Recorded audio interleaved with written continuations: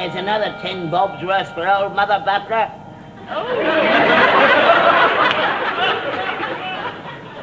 Core. Her mirrors must be as big as airships, the amount she buys. Not as much as they used to be, though. Getting very irregular lately. Suppose she's getting old. Doesn't work that way with me, though. Oh, well. Suppose I better get old face-ache supper ready.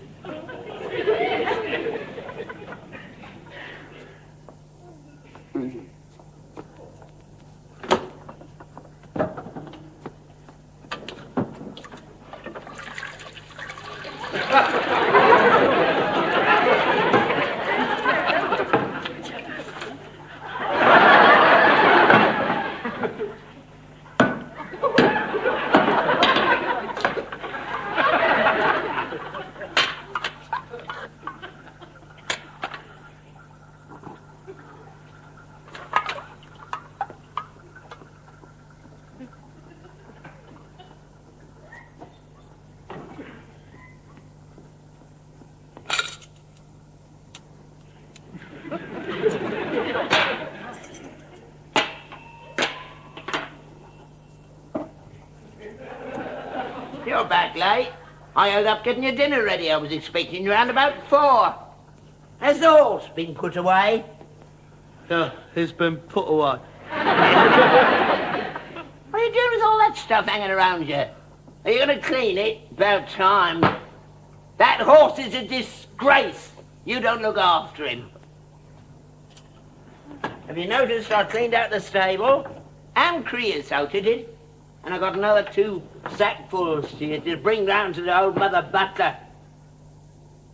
By the way, has he started doing it in the street? Because if he has, you bring a bucket and shovel and pick it up. Don't leave it. We don't want them nipping out of their back gardens picking it up free of charge, do we? Hey, it's a useful little byproduct, that. Pays for his oats. In one end, out the other, don't cost a penny. That's economics, that is. That's what you're always on about, you and your party. Harold Wilson don't do that, do he? I said, Harold Wilson don't do that, do he? Not that, please, Dad. What's the matter with you? You look as though you'd lost 2 bob and found a tanner. Dad, I want to talk to you, Dad. Sit down. No, I haven't time to sit down. I'm getting the dinner. Don't worry about the dinner. I can eat nothing now. Please, sit down. I don't want to sit down. Sit down! Dad, I have asked you to sit down. Because I've something to tell you. Well, the time comes in everyone's life, to everyone and everything, when they have to face the prospects of carrying on with all the things, what they have gathered round them, not being there anymore. Where are you going? Anyway. Hey, you picked up some bird and you want to clear off and shack up with you, you dirty little toe rag. I wouldn't leave you, Dad. Not now. I'm sorry. Well, what I'm trying to say is that, well, there comes a time, you see, to everything and everybody, when they have to face up to the fact that, well, we've all got to shuffle off this mortal coil. What? Snuff it, die. I ain't making no will. I'm not talking about you. Oh, God. Look, you see, when that time comes, as come it must, to everybody and everything, we've got to face up to it bravely and carry on the best way we knows how.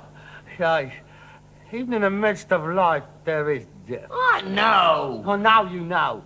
But even when you know, when it happens, well, the shock and the grief can sometimes be too much to bear. That's why we've always got to be ready for it. Because it can sometimes happen to somebody close. I've only got you. Are you sure? Yeah. Only you and... Exactly. The horse. What's wrong with him? Nothing. Oh, I say nothing. It's not exactly true. Why? He's dead. It's not true. It is true, Dad. It was quick. He didn't suffer. Hercules dead? No, he can't be. He was all right this morning. He had his apple and his little lump of sugar. Oh, no. He really enjoyed that, didn't he? How? Where? It was a heart attack. He didn't feel a thing. He went out like a lot. We were just coming into the Gold Hawk Road. You was racing him. I wasn't. No, I wasn't. No, I knew you'd say that. I knew it. And I'd get the blame. You was racing him. I was always telling you about racing him. He was always racing him. I didn't race him. I never raced him. It was hard enough getting him to move. It was an heart attack. Dead. I didn't race him. I never raced him. He was old, Dad. It was his time to go. Where is he now? They took him away. Down the knacker's yard. Down the where? Down the knacker's yard. Well, where else could I send him? He was blocking the road.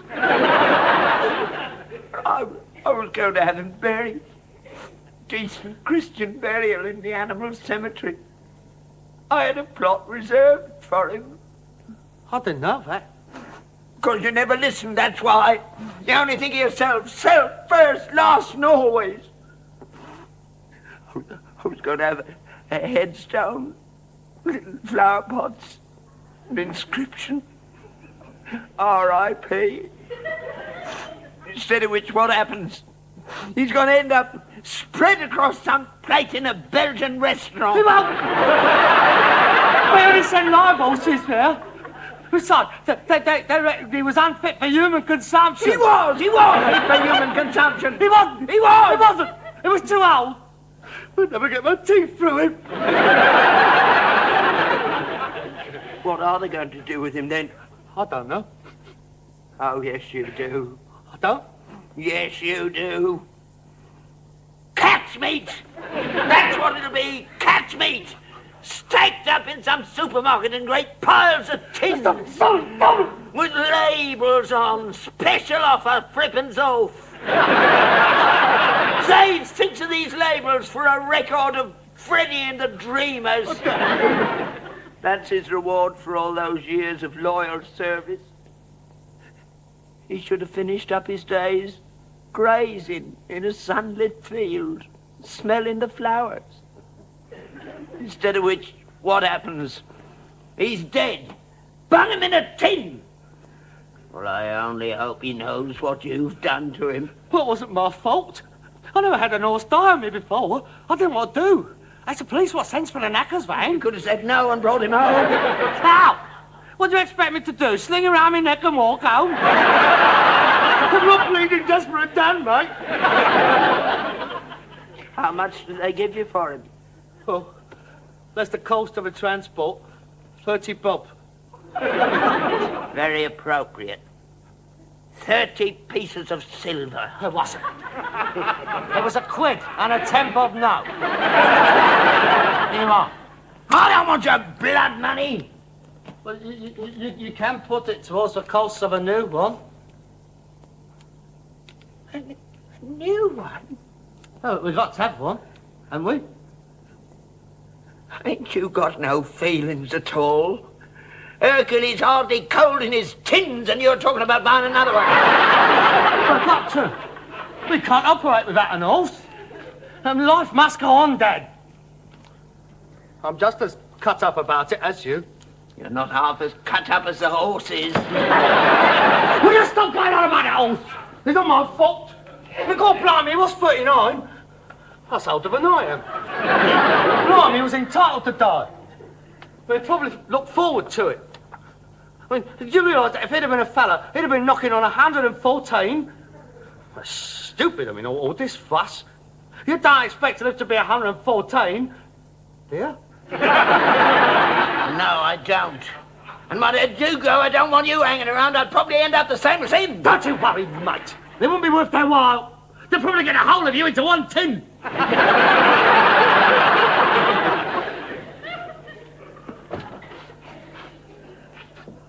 Where are you going? Where are you going?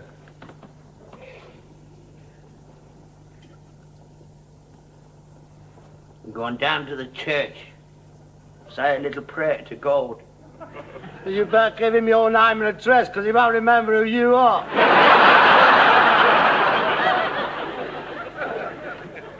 Your dinner's on the stove.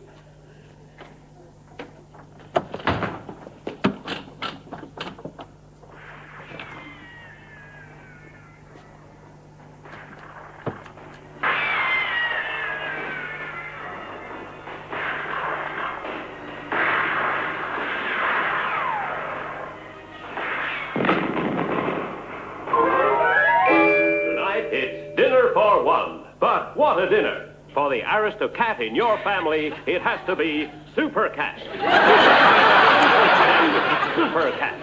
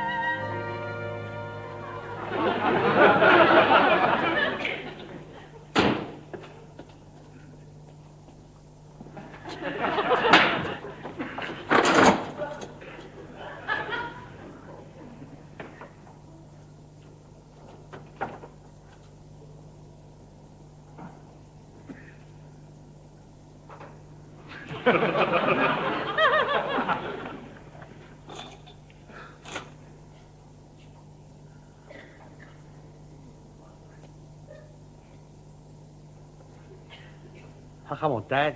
It's not good moping around like this. Ain't gonna bring him back, is it? Do you realise he was born on the same day as Princess Margaret? No, that's what I mean. The most horses only live till they're 20. He had the good innings. He's the oldest horse I've ever heard of. In fact, I was going to call him Margaret Rose if it'd been a bird. Mad, Dad. Don't you tell me about horses. Sorry, Dad. He was born in that stable out there. Yeah, no, you told me. Dark night, I remember. Stormy. The vet couldn't get round. I had to deliver him myself. I brought him into the world and I didn't see the going of him. He should have come and got me, Harold. I would have liked to have one last look at him. Oh, I'm sorry, Dad. I just didn't think. I mean, what with the police cars there and all the traffic wardens and all the cars hooting. And you haggling over your 30 bob. It wasn't like that. I bet you never even tried the kiss of life. No, I didn't. You'd have to have a mouth bigger than Mick Jagger. Give him the kiss of life. You could have tried. Well, I didn't. I didn't get in touch with Dr. Barnard for an heart transplant. Leave, I'm very sorry. He had a lovely pedigree. You could trace his ancestors right back to the charge of the Light Brigade. That's a lies. His dad used to pull a coal cart. And his mum was a fry-up from United Dairies. Now stop what I meant to say. Remember this? Acton Gymkhana, 1937. Car Tours of the Year.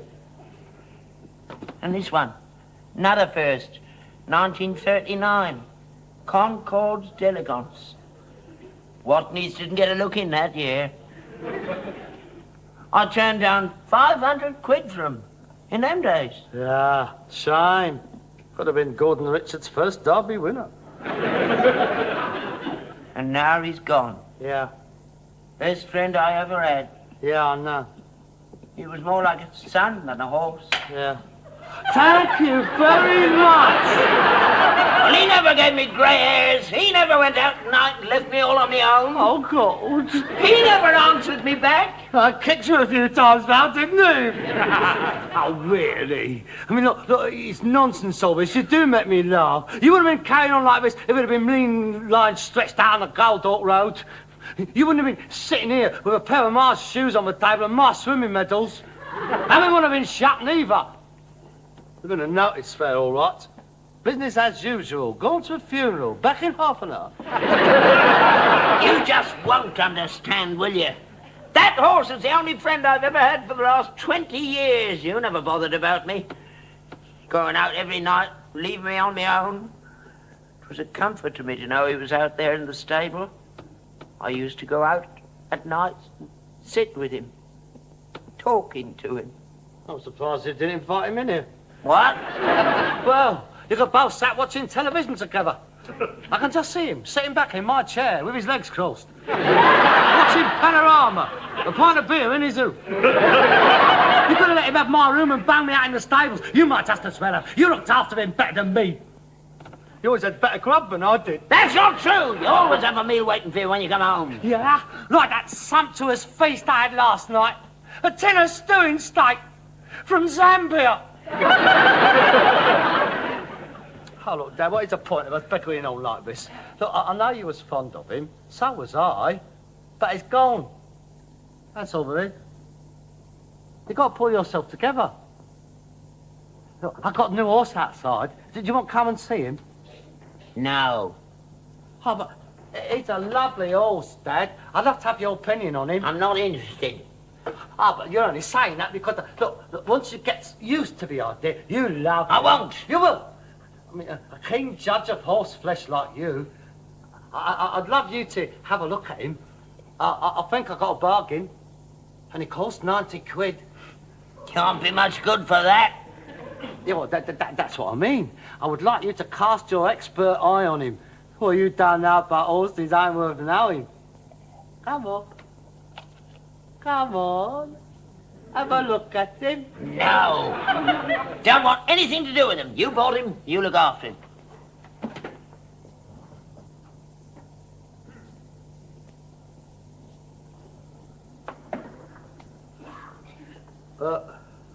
What do you think I ought to call him? Call him what you like. So long as it's not Hercules. Oh, no. I wouldn't call him Hercules. There was only one... there was only one Hercules. I was thinking of calling him Samson. He's a strong horse. They pull a lot of weight. He's 13 hands. Not as big as Hercules. Oh, no, not as big as him. But he's young. He's got a lot of life in him. Good. He'll be company for you. Come have a look at him. No! All right. So you don't like him. I'm not asking you to like him. Just come and have a look at him. Have a look at him professionally. Look, forget he's a horse. Think of him as an asset. Come and have a look at your asset. Look, whether you like him or not, we've got to have him for the business. I don't care about the business. I've lost interest. I have a feeling I won't be here much longer. Oh, God, here we go again. I shall go and join Hercules. I'll be better off up there. There's nothing left for me down here, not now. I'm not needed no more. I'm in your way. That's not true, Dad. Of course it's true. You've said so lots of times. I don't tell him about having rows. Well, we're always having rows. Only because you keep getting on my tits!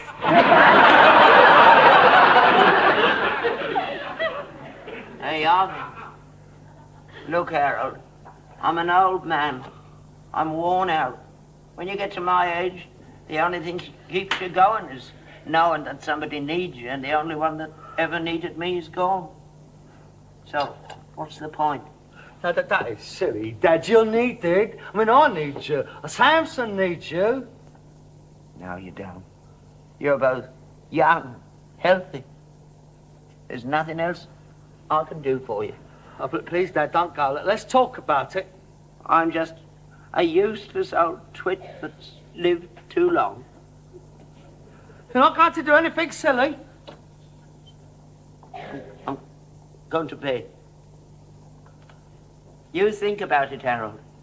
You know I'm right. And there's your mother, too. I haven't seen her in a long time.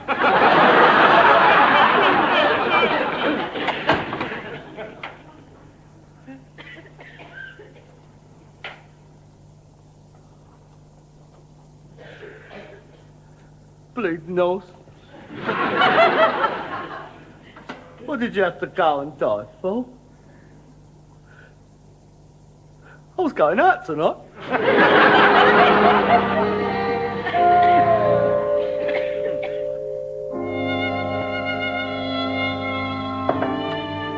Good morning, Peter. How are you feeling today? Hey, I brought your breakfast up again. Come on, Dad. You can't go on like this. You've got to eat. You ain't eaten nothing for 3 days.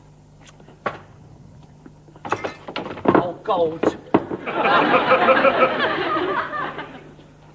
Have a sausage. Come on. Put your teeth in, have a bite. Now, look, Dad, you can't stay in bed forever. Come on, get up. You're going to lose the use of your legs.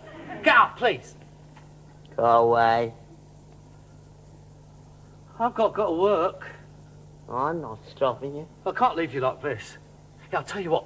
When I come home, we're going to get dressed up, we're going to go out and eat, and I'm going to take you to the pictures. Go away. We'll go and see I Am Curious, Yellow. That's a good film. It's Swedish. I've heard you can actually see them having it away. You like that? They don't cut away to the faces nor the sea rushing in nor nothing like that. Leave me alone. Oh, God, he must be ill. Here, look, I'll tell you what. Now, you have to look through the paper, all right? Now, when I comes home, I'll take you out and I'll get home early, all right? I've got to go work. Do you want me to do your pillars? Right, well, I'll see you tonight then, all right?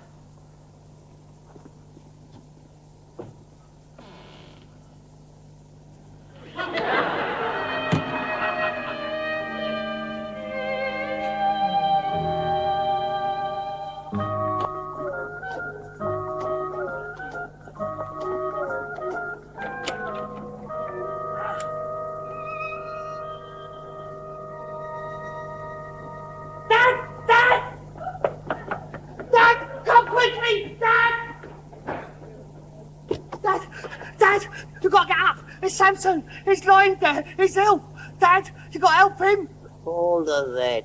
No, it'll be hours. Sarge, you knows more than he does. Come down, have a look at him, Dad, please. Dad, help him. Look, he's going to die. I know he's going to die. Please, Dad, don't let him die. He's sweating. Yeah, it's pouring off of him. What about his eyes? Rolling all over his head. Taking his temperature? No, I don't know how to. Oh, Dad, please, you've got to look at him. Get me bag. Your bag. And blankets. Lots of them. Right. No!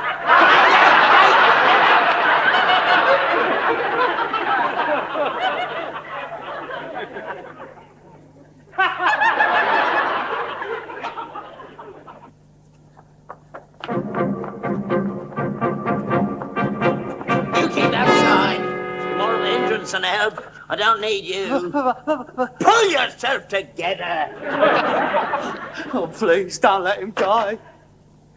Not 2 in 1 week, please. Is it all right, Dad? Be quiet, I'm busy. Go make yourself a cup of tea.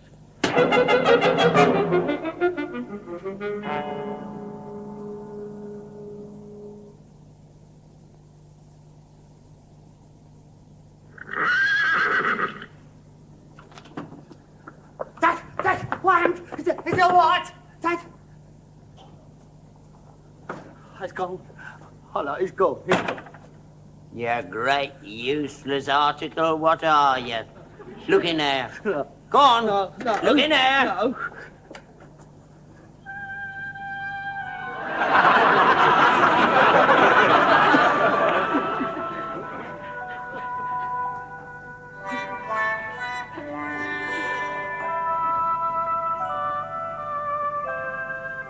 I think I'll call him Samson.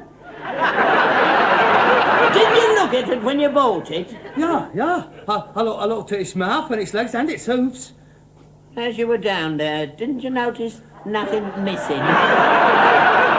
But you're not looking for that sort of thing. You don't notice it, do you? How about the size of her? I just thought she was well fed, that's all.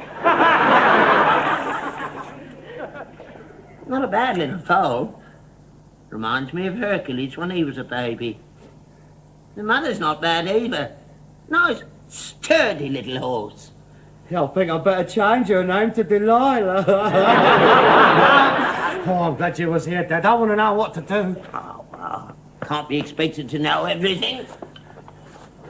But what do you think we ought to call the little one? Well, I was thinking we should call it Hercules II. Oh, yes. That'd be very nice. Hercules the Second. Come on, I'm starving hungry. Hey, what did you say the name of that film was? I'm curious, Yellow. Do they really have it away? Up a tree. I'll have some of that.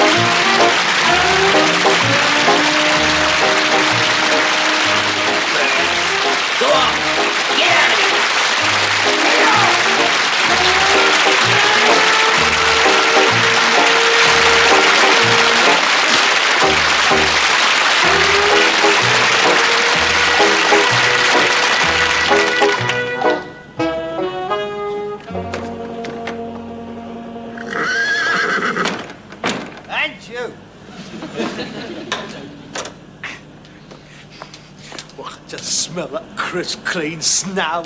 Who is it? Who is it? It's Harold Steptoe, that playboy of the Swiss Alps. He's got to do a timed run. He's got to do a timed run. First time down a cresta, and he's doing a timed run. Never seen nothing like it. The Swiss is going mad. There he goes, right over the Eiger. Oh my God! Is he going to do it? 24. He's got 10 seconds. Is he going to do it? Is he going to do it? You're an AT. He's done it.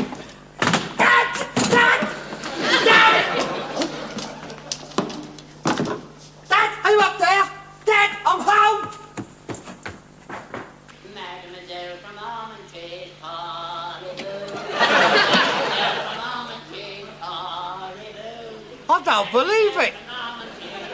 Wash for 40 years, inky pinky parley-voo.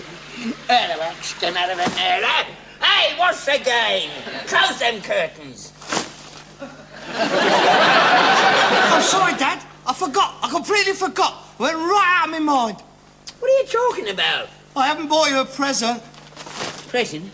What for? Well, your birthday, of course. Happy birthday to you. Happy birthday to you. Happy birthday, dear Father. It's not me birthday. Not your birthday? Come on, Dad. It's got to be. You're having a wash. Very funny. I can wash if I want. Well, you never used my shower before. I haven't had half a ton of soot fall on me before. Bleeding birds. You're lucky it was only soot, mate. How'd you like it now you're in there? Yeah, it's all right. Now, please, I don't want you to think I'm interfering in any way, but I do think it will be more efficacious if you was to take your underpants off. I ain't taking my underpants off for nobody. Someone might come in. Oh, Dad, no. Oh. Not the washing up as well.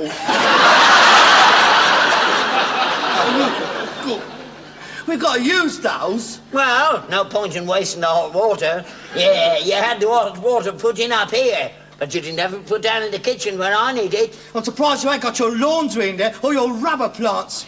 Come on, out. That's my shower. I'm not having dirty old men habluting in it. Did not a bloot in it. Come on, out. It'll be like Southend-on-Sea when the tide's gone out by the time you've finished. I'll be able to breed a few thousand lugworms in there. I'm nearly finished. Not bad, is it? Better than that old tin bath. What did it cost? Not much. 180 quid. 180 quid? Just to the wash? You need your brains tested. How much is that per wash? Well, that depends how often you use it in your lifetime, doesn't it? If it was yours, 90 quid a time. As it's mine and I use it twice daily, practically nothing. In any case, I got it with a grant from the council. On account of the fact that we is on the list as a deprived family. Now I know the ropes. I'm going to get an indoor carsy next time. And the money from that I'm going to put towards my holiday. Are you coming out of there? I'm nearly finished. I won't be long. I haven't done me privates yet. I'm surprised you're taking a chance. After the effect that film Psycho had on you. What do you mean? Well, supposing I was a homicidal maniac and I crept in here, whilst I was in the shower, and I took out my big knife, and I crept up to the shower, and I opened the curtains. It's your animal! Hey, get off! Your underpants wouldn't be much protection then, would they? No, stop it, Harold. Stop playing about. No one would ever know. The blood would all run down the plug-hole. Stop it! It's not funny. A perfect opportunity to get rid of you. And I would disappear without trace. And then, when there was about 200 milk bottles on the doorstep, the police would break in, only to find her bloodless corpse slumped on the bottom of the shower, surrounded by the washing up and a rubber plant. Strange ritual in Shepherd's Bush junkyard. Inspector Lestrade said, "Oh, this man was indubitably a human sacrifice. We's on the trail of a gang of black witches. They bury you in unconsecrated ground, mate." You're balmy. You're round the twist. What did you say? Running! I'm not mad. I just want my mother. I want my mother. Oh, you're frightened, aren't you, eh? You and I've got a shake on, look at you. Go on, enjoy yourself before you get pneumonia. You callous little bleeder. Go on, I bet you're cold now, ain't you, eh? Shedding all that dirt. Must be like shedding your winter skin. You were scared silly then, weren't you, eh? You're petrified of dying, you are. Of course I am. Can't think why. You're running on borrowed time, mate. You've had your 3 score years and 10 on borrowed time, you're on. I don't know why you ain't gone. Well, you ain't got no teeth. You can't eat your meat. Your eyes is going home.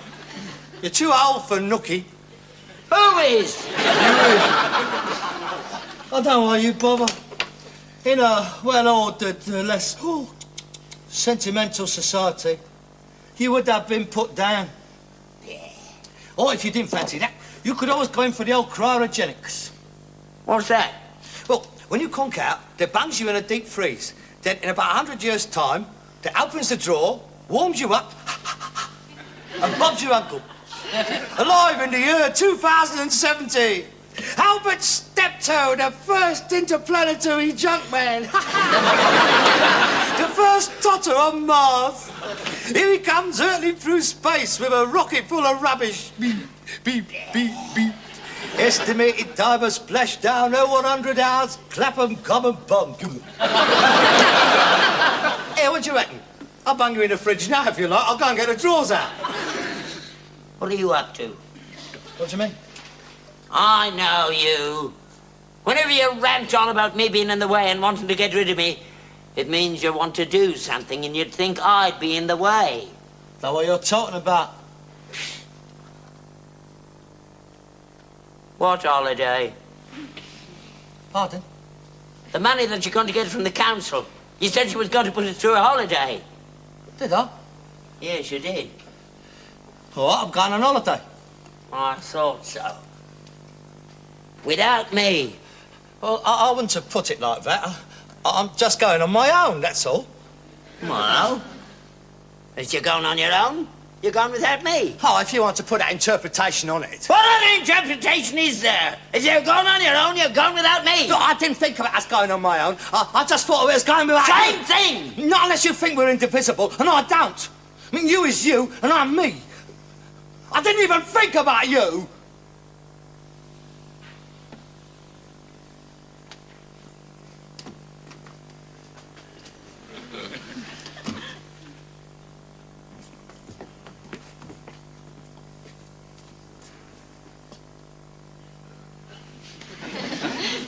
Nice, isn't it?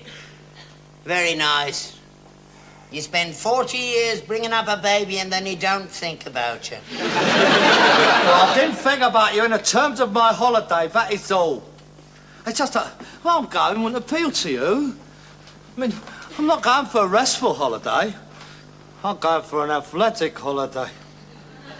You dirty little sod.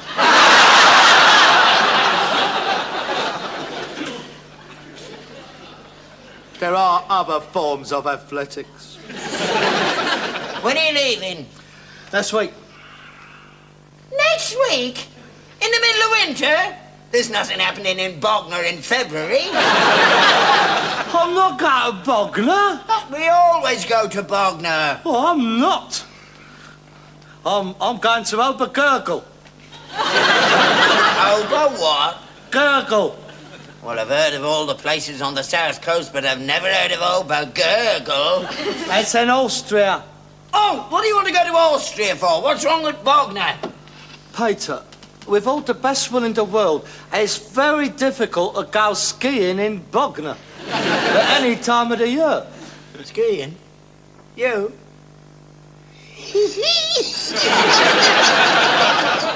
And why not? I've always wanted to go, but I've never been able to afford the gear. It's always been too pricey. But I've been collecting little bits here and there off the round. All I was missing was my ski sticks.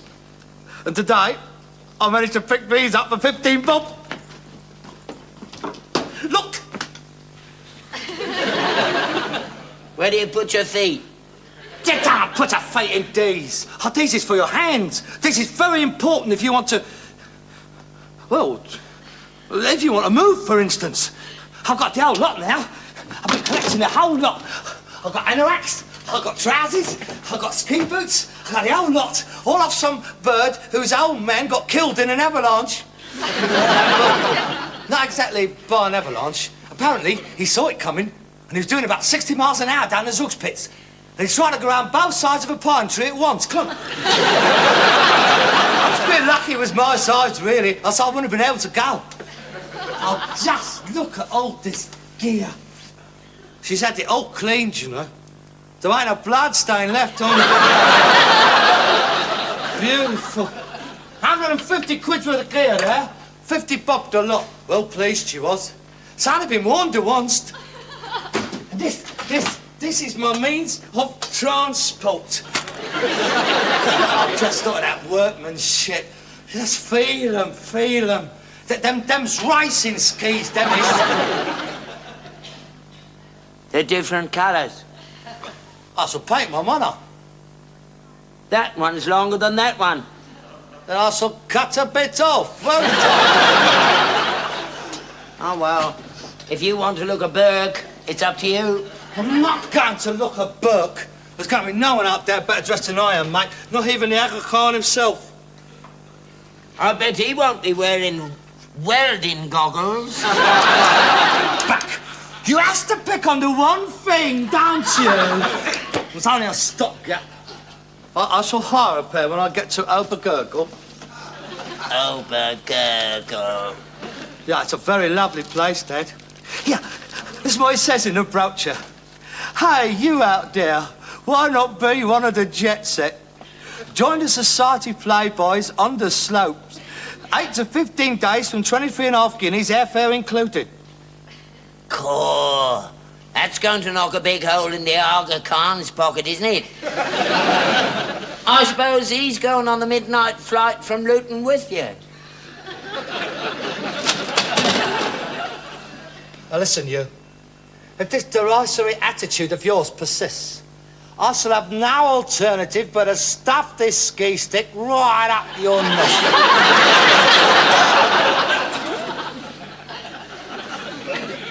All right?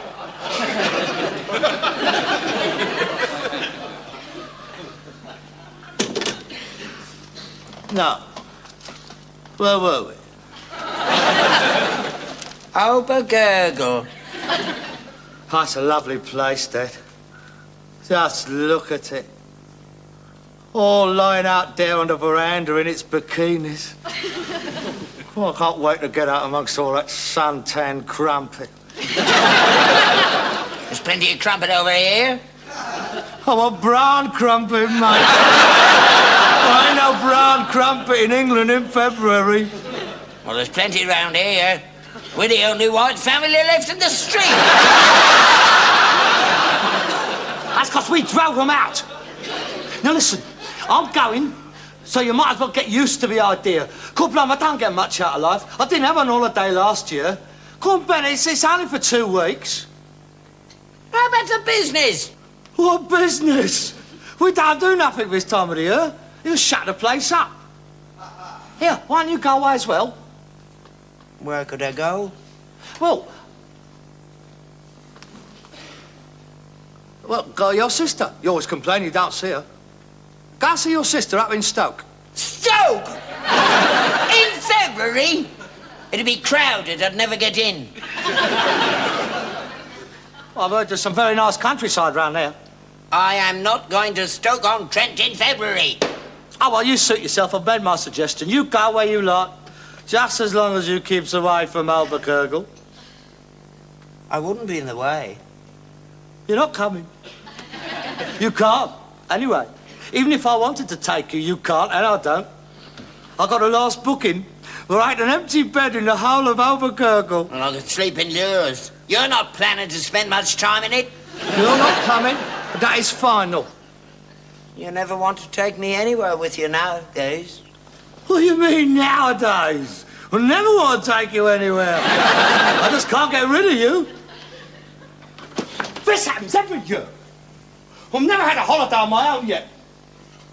Last time I went abroad on my own was to Germany with the army. And that was touch and go. You wanted to join up then. Everywhere I go, you're there. Every time I turn round, you're there. I can't even go to the bleeding lavatory without your way now, son. You follows me everywhere. It's not natural. I don't. You do? That's not true.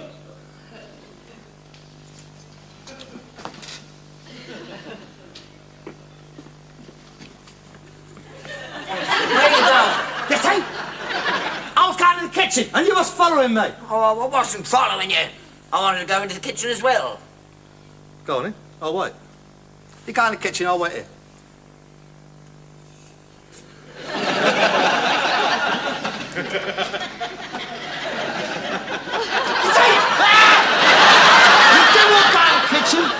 You was following me. But I thought we was talking. Oh, blimey, I know how the horse feels now when she's sweating.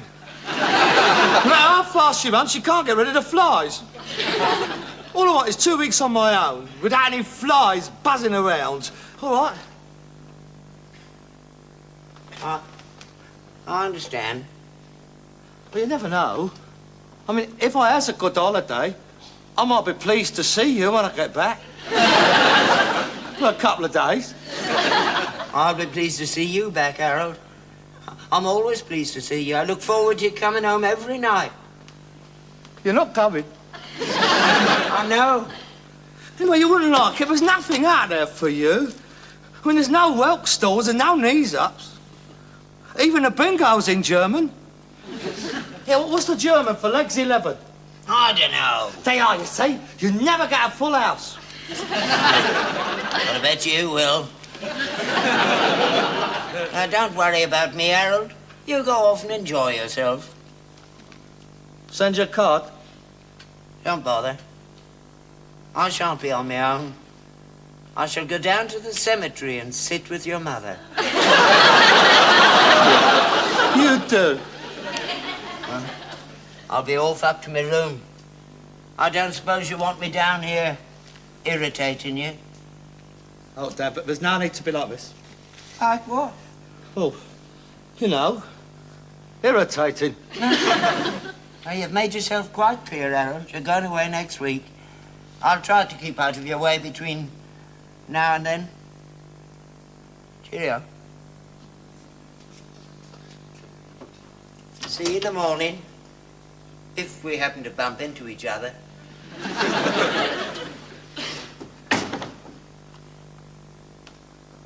He's not coming.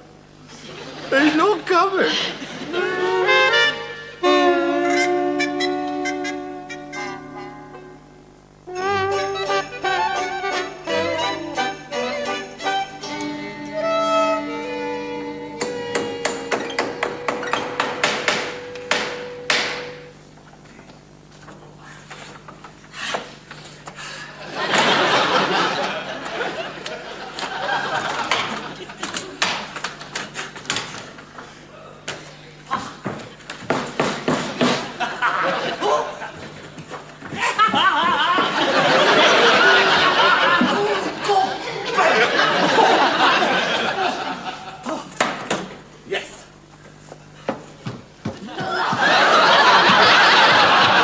What's this? A bleeding flyover? That is a practice pist. A what? A pist. That is French for ski slope. That is for beginners. It's something I better practicing before I get onto the real stuff. I built it myself. Yeah, I can see that. It'll do for me. What do you think? Very nice. How does the horse get out? Oh.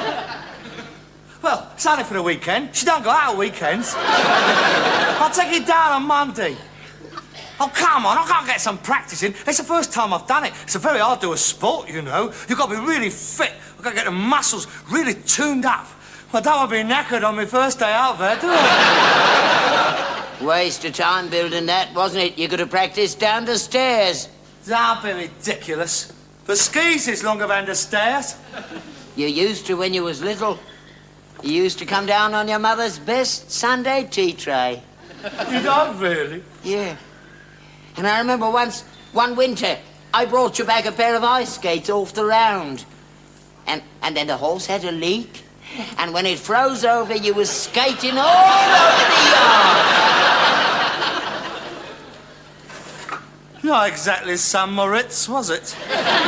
No. I can't see the Aga Khan skating on that. And now you're going to do the real thing. Times are changing. Ah, yes, Dad. The winter sports is no longer the prerogative of the rich. Everybody's at it. Oh, the mountainsides is dotted with the working classes having a go these days. Not that I hope to meet any of them where I'm going. Come on, Dad. Read the ski plan brochure to me again. You know, turn to page 9. Hermione's diary.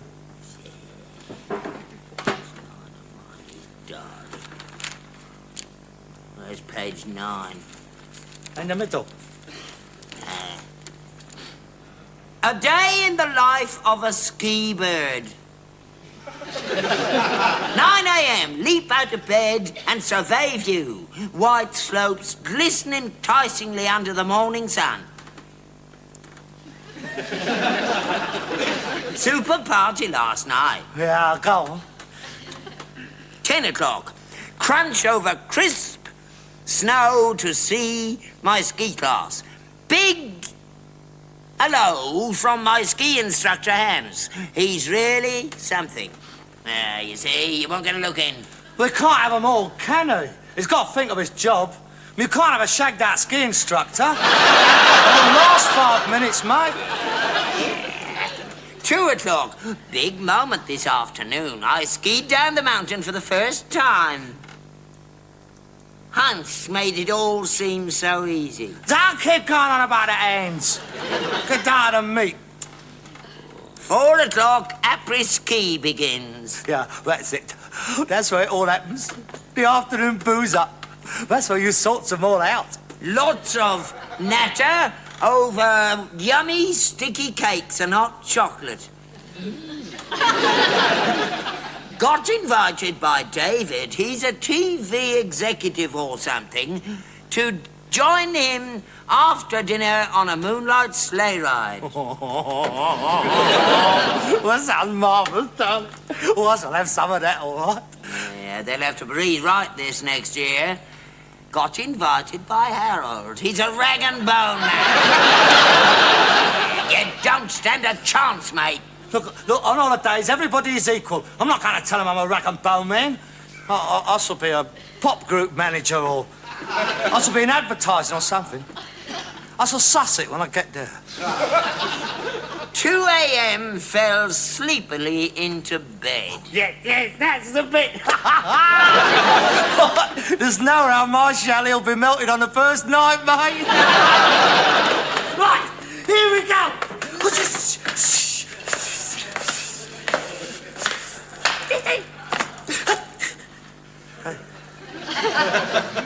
Dad? What? How'd you turn round? Don't ask me. You're the expert.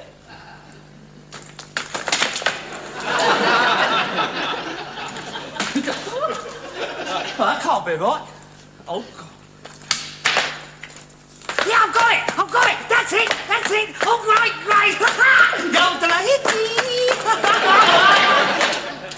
Oh, yes. That feels very comfortable, that. Yes, I think I'm ready for my practice run now.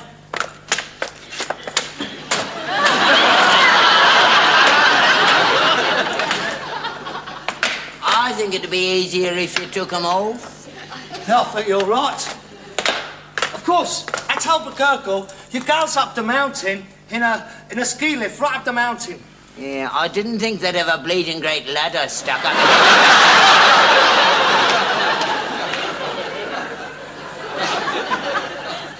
That is very funny. Do you mind if I laugh at that?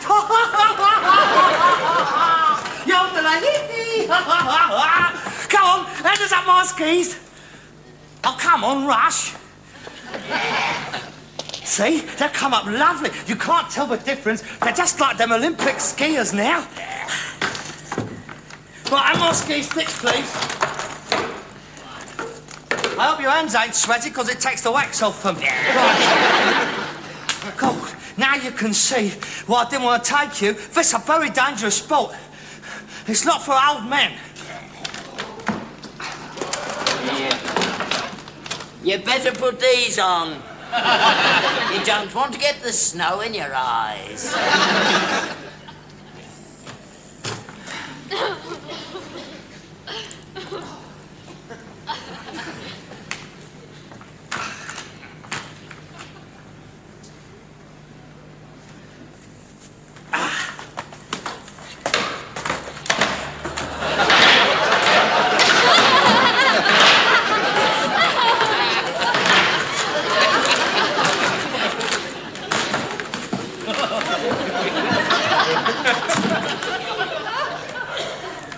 Would you mind standing out of the way of the slalom, please?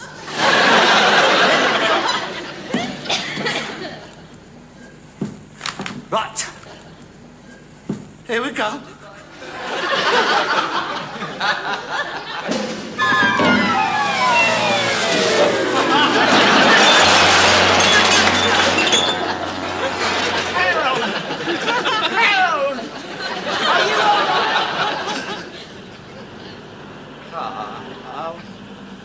Oh, my God.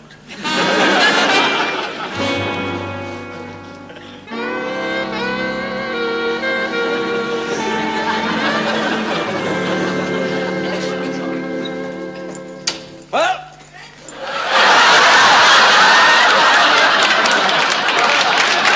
I'm off. See you in a fortnight. Sorry you can't come with me. It'd be a pity to waste the ticket. Well, have a nice rest. I don't like leaving you here on your own, really. But you're going to. Oh, yeah. Sure you'll be all right? I'll manage. Get your stick off me chair. You need somebody to look after you. You should go to my sister up in Stoke. Lovely countryside out there. Get out of it! Well, see you when I come back. I'll send you a postcard as soon as I get to Obergurgle. Cheerio. Look, Dad. Don't go mad at it. Those steep slopes can be very dangerous. You make sure you go out on the piste first. I intend to, mate. Every bleeding night.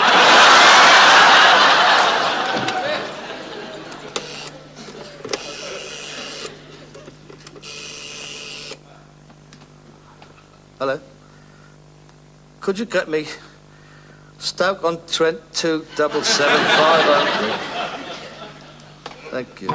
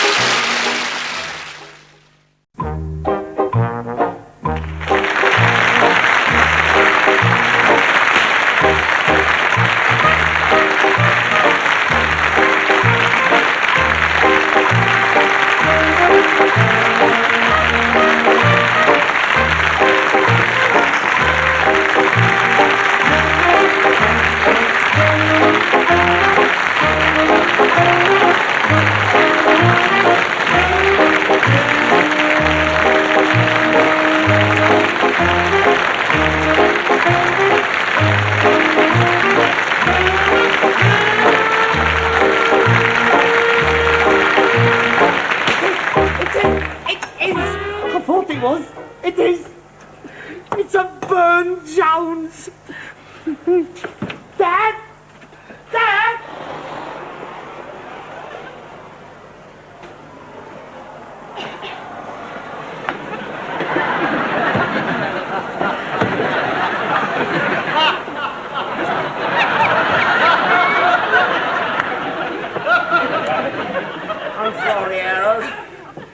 see you coming. I had me goggles on. Perhaps you can get it invisibly mended. It's an old paint, not pair of bleeding trousers. You can't stitch ashes together, can you? Wasn't valuable, was it? Not valuable. Do you know what that is? That is a genuine example of the English school of pre-Raphaelites. That is a Burne-Jones. Look at it. I've got more Burne than Jones now. That could have been worth thousands, that could. That ain't no Burne-Jones. It is. I uncovered his signature. There it is. There. Go on. Look. Burne-Jones. That's Bert Jones. B-E-R-T, Bert. Oh, well, I still could painting. I could have got a tenner for it. Yeah, tenner, yeah. For the frame, and you've still got that. That is besides the point. That could have been real. You are a menace, you are, to any decent art collection. You really are. You're a little savage. You could have sacked Rome on your own, you could. Attila the Hun wouldn't have had a look in with you, mate.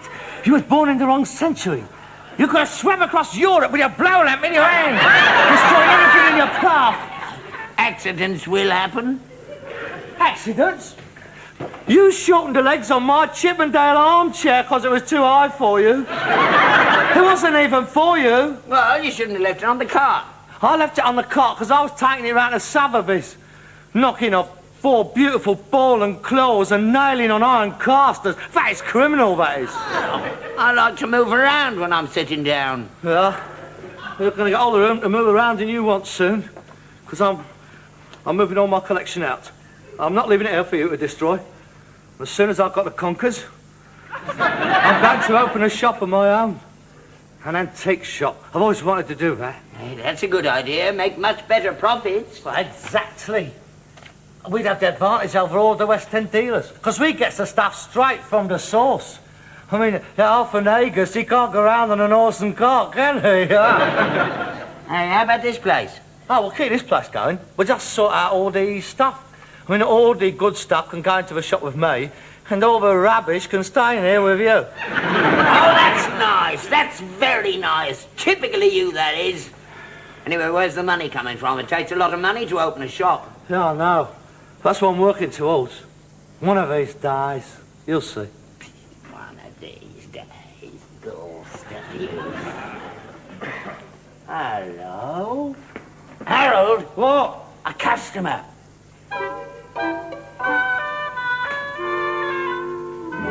Oh, look at him. He's not after any second-hand gas stoves, that's for sure. Hey, Harold, he looks a good touch. Will you go with me? Oh, you guys see to him. I've done my stint for the day. I've got my cataloguing to do. Oh, yes. It's Morrison. Onion pattern. Soft paste. First period. 1783? Check. Yes.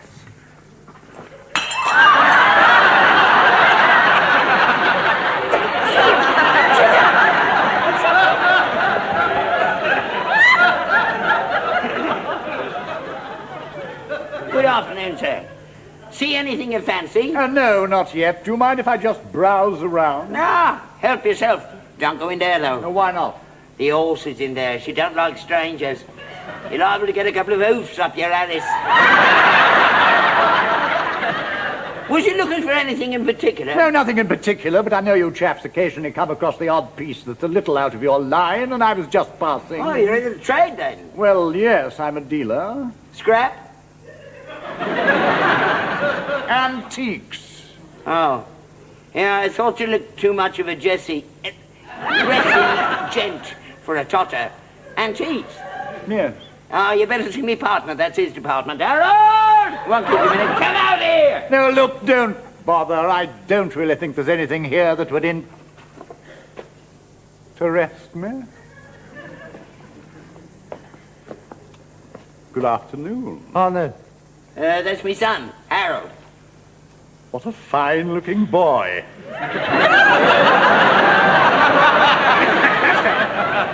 This gentleman is an antique dealer. Oh, yes? How'd you do? Oh, what a strong grip you have. Very powerful. I'm sure your biceps are very well developed. Oh, well, you know how it is. You have to hump a lot of heavy gear about in this game. Can I do anything for you? I'm sure you can. What actually did you have in mind? Well, that depends what you have to offer, doesn't it? I confine my activities to the 16th and 17th century. Oh, yes, that is a lovely period. Oh, I'm so glad you agree. I think that after that, everything became so nasty, don't you think? Oh, definitely. I mean, all that heavy Hanoverian clobber they started making, it's far too ornate. Oh, it lost a lot of its simplicity. Oh, exactly. I mean, in my opinion, after Chippendale, they turned out a lot of old crap. Quite. How rare to find a connoisseur in such unlikely surroundings. Oh, well, I've always been interested. It sort of rubs off on you in this business. Well, the only thing that rubs off on you... Well, then you do have the occasional thing passing through your hands. Oh, yes. I just had a Meissen plate pass right through my hands. Cigarette? Oh, they're nice. Thank you. They're black.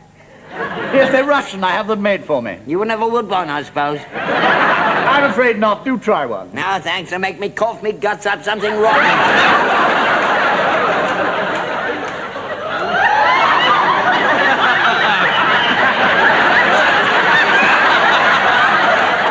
Yes, well, is it worth my while looking round under all this stuff? And I like to find anything you might have overlooked. The odd Jacobean fire dog, Elizabethan wine goblet. No, I'm afraid we're right out of those at the moment. I'd pay extremely well for anything that interested me. You got some good stuff in the house, Harold. That's not good. It's too late. What are you talking about? It's only 5:30. The periods is too late. Well, anyway, here's my card.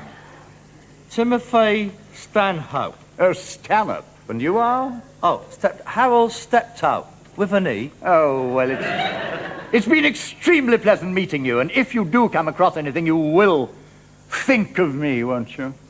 Yes, yes. Oh. Goodbye. Oh, by the way, the number on the right is my home number.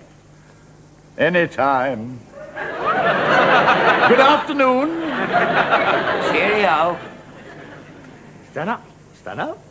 Stand up. He fancies you. You heard? He fancies you. That was a stupid. He's a poof. He's not the poof. Of course he is, mate. The number on the right is my home number. Anytime. Everybody's a poof to you, ain't they? Anybody who dresses well, talks nice, with a little bit of refinement, he's a poof. Well, he's one. I'm telling you, I can smell him a mile off. Especially him. Look, that's aftershave lotion. That's all. Everybody wears aftershave lotion. I don't. Well, you ought to. You especially. He's a poof. I'm telling you. What a fine big boy. He's as bent as a boomerang. You ask him. Well, I'm not going to go around asking people things like that. Excuse me, my dad says you're a puff. Have you any comment to make? Well, I'm warning you, that's all. I don't understand you. You've got it on a brain. You've got puff mania. Everybody on television is a puff. The announcers, the newsreaders, even the weathermen. They're all puffs. I'll mention a film star to you. What do you say? It's a puff. How do you know? I mean, where do you get your information from? I'm not going to argue with you. He's an iron oaf, and that's all there's to it. You mark my words. He'll be back. I doubt that. There's nothing here he's after. That's what you think.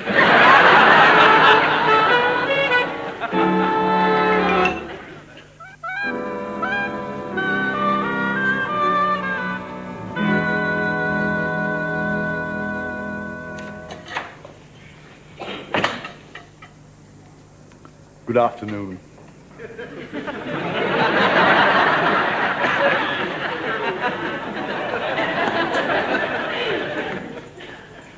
She's here again.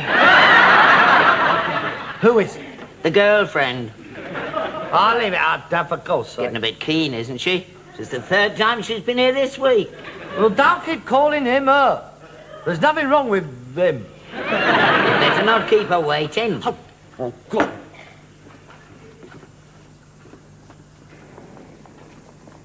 Hello, Harold. Hello. I haven't found anything for you Oh, yet. no. That's quite all right. I didn't expect you to. The reason I popped round is that yesterday I came across some rather amusing Italian Renaissance buttons. Oh, yes. And I recalled our most interesting conversation the other day about Florentine art and how keen you were on the period. Oh, well, I don't know all that much about it. Now, you are a very perceptive and cultured young man, Harold. Well, I'm always willing to learn. Oh, good. Well, anyway, I had these buttons made up into cufflinks, and I'd like you to have them. Oh, they're lovely. Oh. I don't know what to say. Oh, well, don't say anything. It's my pleasure. Well, now, really, I must dash. I'm going to a charity midnight auction of all things. By the way, what are you doing tomorrow? Oh, out on the horse and cart, as usual. I mean tomorrow evening. Oh, nothing, what? Well, I have 2 tickets for the Bolshoi Ballet. They're giving Diaghilev's Nutcracker again. Oh, really? And I wondered if you're not absolutely stricken by the thought of ballet, whether you'd care to join me. I'd love to. I like dancing. You quite sure there's nothing in your book? Eh? Oh, no. I've got no other engagements. Good. I'm completely free. Good, well, I'll pick you up at 8. Oh, by the way, black tie. Why, is somebody dead? What's he laughing at? Oh, it's presents now, is it? What? Italian Renaissance cufflinks. That's a bit strong, isn't it?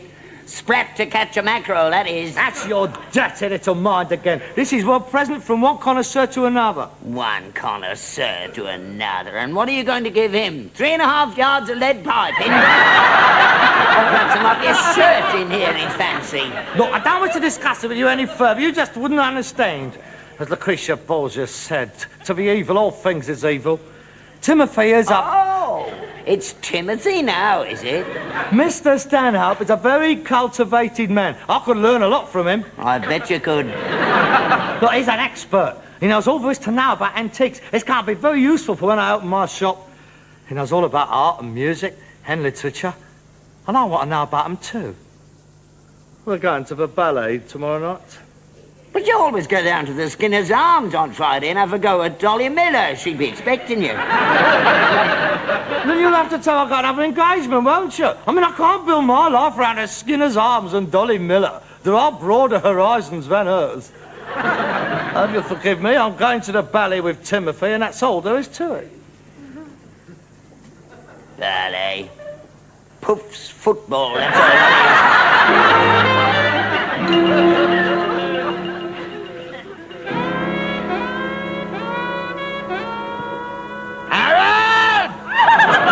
Your supper's ready. What are you doing up there? You've been up in that bedroom for hours.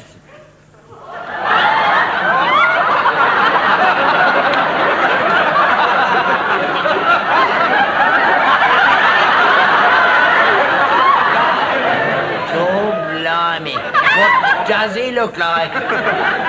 You're not going out in the street dressed like that, are you? I'm glad you don't like it. I suppose it must be all right. Did he buy that for you? No, he didn't. I bought it myself. Don't you worry, I'll pay my whack. Oh, I see you've got your handbag with you. This is a gent's shoulder bag, missus. It's to prevent any unsightly bulges in the trousers. Shoulder bag. Oh, stop it, Harold, before it's too late. You don't know what you're letting yourself in for. Oh, for God's sake, Father, get on with your fromage. Stop fussing round me. I shall probably be home late tonight. Again? You've been out every night this week. Where are you going? Mind your own business. I'm going out with Timothy, all right? Harold, I am here to tell you that you'll get yourself talked about. Talked about by whom, pray? The neighbours, for a start. For neighbours? You don't think I'm seriously concerned with the tittle-tattle of the local petit bourgeoisie, do you? I mean, what would they know of the beauty of the Homeric union between two cultured minds? Harold, you're on the turn. I'm not on the turn. Look, will you try to realise that what Timothy and I have is a straightforward, aesthetic and platonic relationship? God blimey, just because he talks a little bit better than you. Yeah, and wears scent. He don't wear scent. He wears aftershave lotion. He's a very cultivated and a cultured man. He might be a bit arty-crafty, but don't let's say he's a puff. Does to me. That remark is typical of you. I've said all I've got to say. Look, try to understand, Father. He's opened my mind to a world of beauty and refinement, which is unassailable by vile innuendo and coarse jests. You don't even sound like Harold. And furthermore, if I get any more, I shall punch you straight in the throat. That's better. Harold, don't go out tonight. Stay in here home with me. No, I'm sorry, Father. I'm having dinner with Timmy. Dinner? Where? Round his flat, if you must know. Oh, no, Harold. Now, don't go round to his flat. Ask him round here. I'll get some fish and chips. And we'll use your mother's best fish knives. They're still in the box. But please, Harold, don't go round to his flat. It's a trap. Look, it's a business dinner. It's a working dinner, a business conference. Look, he's found some premises that's going to make a nice little shop for me. He's going to put the money up. The filthy swine. He's doing me a favour. Yeah, and what's he getting out of it?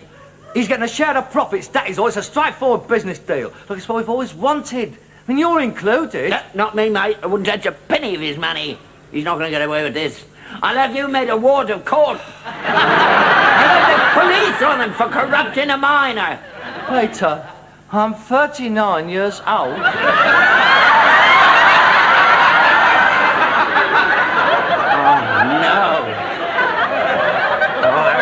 Harold, please, stop it before it's too late. Come back to the straight and narrow. I saw Dolly Miller today. How uninteresting. She was asking for you. You'd be all right there. You was always keen on her, weren't you? Well, yes. In an animalistic sort of a way. But there was never any rapport of the intellect. Oh, she's dim as a glowworm's armpit, she is. Not that. But she's dead keen. Ring her up. Blow him out and go around and give Dolly a see-in-to. You'd feel much better. Look, I'm not interested in Dolly Miller. A whole new life's opening up before me. I'm not going to let go. I've lived in ugliness long enough. Harold, be careful. I'm quite capable of looking after myself. Thank you very much. Here, put this in your handbag, and if he tries anything, hit him. For the last time. There's nothing wrong with Timmy. Now, with your approval, I shall go to my dinner. Harold, don't go on the bus wearing that. The skinheads will get you. I've no intention of going on the bus ever again. Timmy's sending his chauffeur out to pick me up. Good night, Father. Don't wait up for me. All right, go. I don't care. I know what's going to happen to you, mate. You're going to finish up in a drag show down the Skinner's Arms.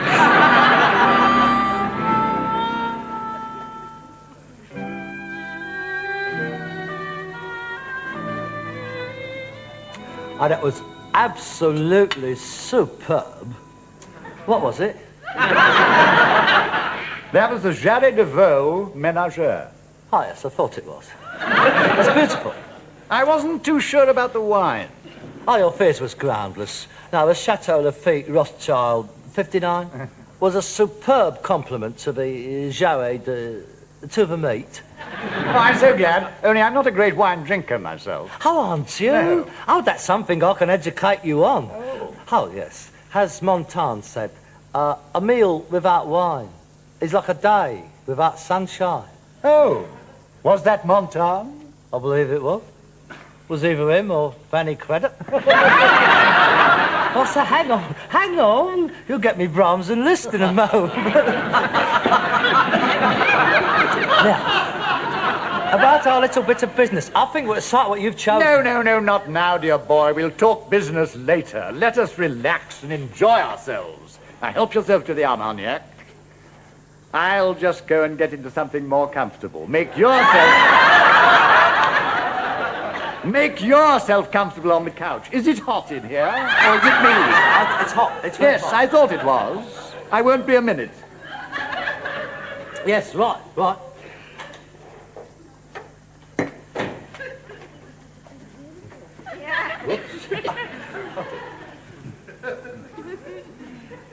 Oh, it's beautiful.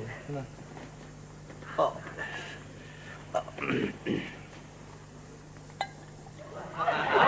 Oh, look at that. Birmingham cut glass, Stourbridge. Beautiful. That's Stourbridge, 1893.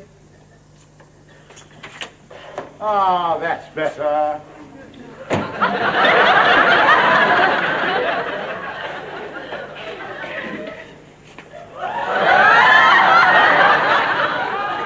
Don't you find it rather warm in here? No. Now, look, about a sight for the shop. These lights are rather harsh, don't you think?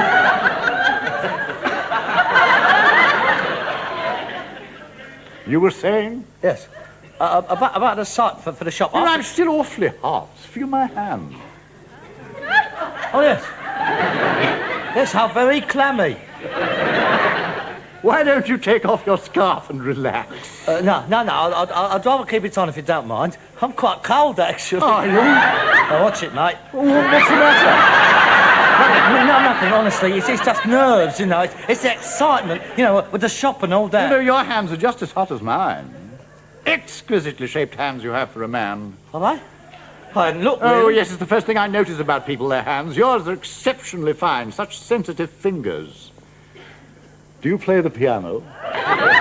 Well, no, not really. I used to bash out a few tunes down at the old naffy, you know. Harold, you're nervous of me, aren't you? No, I'm not. Yes, you are. You're very tense. I'm not. You don't have to be frightened of me. I'm not going to hurt you. No. Harold, I've grown very fond of you. You know that, don't you? Have you? Yes. Yes. It's getting late. I think I better be going. Oh, no, it's early yet. Oh dear, I'm so tired. Oh, Harold, don't go yet. You've only just arrived. You can't go yet. I think I better... Oh, no, please, Harold, don't go. I'm a very lonely man, Harold. Are you? Well, you come down to the boozers. There's a load of us gets in there. We have our knees up, game of darts, and chat up a few birds. Oh, don't be silly. Who wants to go out looking for girls? No, I do. I can't get enough of them. The more the merrier. Harold, this is not like you. It is. You don't know me. But, Harold, what have I said? What have I done? Whatever it is, I apologize. Nothing. You ain't said nothing. Yes, but you're upset. I've offended you. No, I'm not. Good night. I'll see you. Oh, Harold, we haven't talked about the shop. Well, I'll change my mind. I don't want no shop. No offence. Good night. Hello. What are you doing here? Nothing. And I'm absolutely innocent. No, nothing's happened. Oh, yes? What's your name? It's Arthur. Arthur Johnson. I'm from Liverpool. You know. I'll just come up for the match, you know. I've got a train to catch. I must get back to the wife and kids. Excuse me.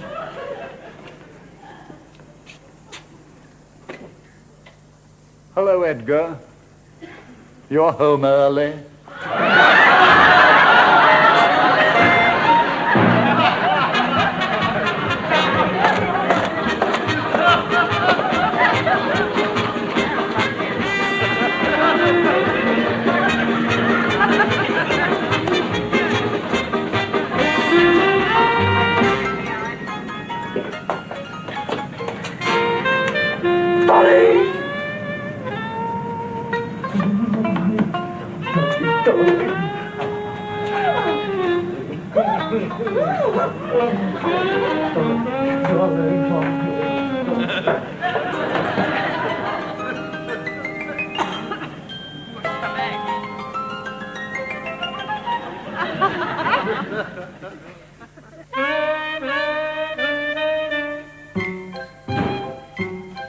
Hello, Dolly. Well, hello, Dolly. Hello there, Dad. All right, then? Oh, dear. Oh, it's good to have you back where you've been home. Oh, what a night, what a night. Oh, dear, oh, dear. You're quite right, Dad. She does fancy me. Get out. Do what? Your bags are packed. Take 'em and get out. You're no son of mine. What do you want about now? You stayed out all last night. Well, so what? I'm old enough, aren't I? You ought to be ashamed of yourself. I don't understand you. We'll finish this later. Hello, Dolly. I can't stop. I'm just on my way to work. Oh, shame. Come on, say like the old man. Wait a minute. Hey, you know Dolly, don't you, Dad? Hello, Mr. Steptoe. Oh. Here, Harold. This your handbag. Yeah, where'd you find it? You left it round my place last night. Yeah, I thought I'd lost it. Here, you better keep it. It looks better on you. Oh, tar. Smashing. Here. Will I see you tonight? Yeah. Put your arm to Wimpy, 8 o'clock, all right? Great. Now listen, you. Is that where you were? Round Dolly? Now, of course, where do you think I was? Oh, Harold. Son, welcome home. You've made an old man very happy. Oh, God, Dad. Wait a minute.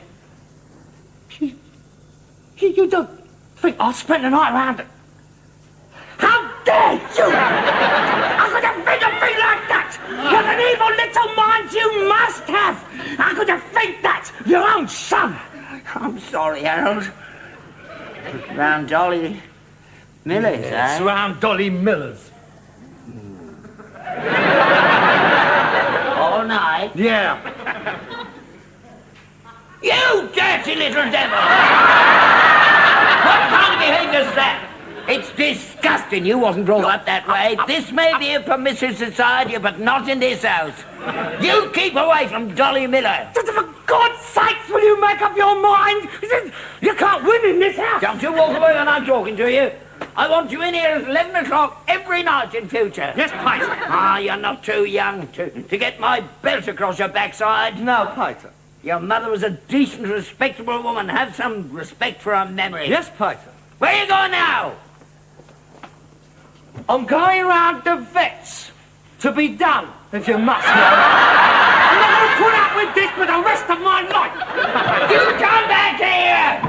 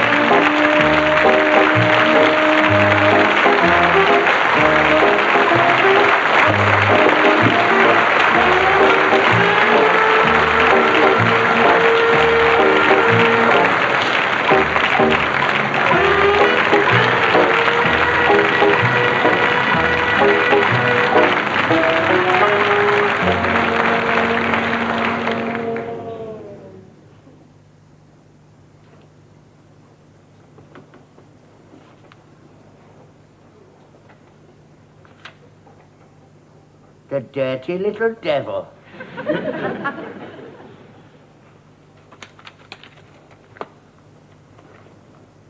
What's this? I didn't know he kept a diary.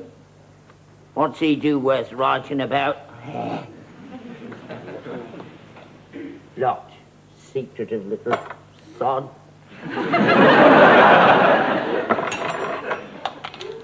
Oh, my God, a pressed daffodil. The great Jessie. Let's see. January the 1st, 1969. Dear Diary. So we begin another year. I awoke this morning with a feeling of great optimism. I am convinced that 1969 will be my year of destiny. Something is going to happen to me this year. January 2nd. Went to the dentist, got to have 6 teeth out. February. Old Misery Gut's birthday tomorrow. Must get him something, otherwise I'll never hear the end of it. April the 4th. The sun is shining outside, but it is dull in comparison to the sunshine in my heart. Ugh. Last night I met Milica, a Yugoslavian au pair girl from Belgrade. She is beautiful beyond my poor inadequate words. Meeting her at the Skinner's Arms tonight. April the 5th. Milica didn't turn up. Waited till chucking out time. If I ever see that fat, ugly cow again, I'll smash her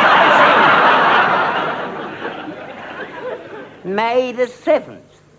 George took me to a party last night. 1 or 2 fair sorts there, but don't remember much about it.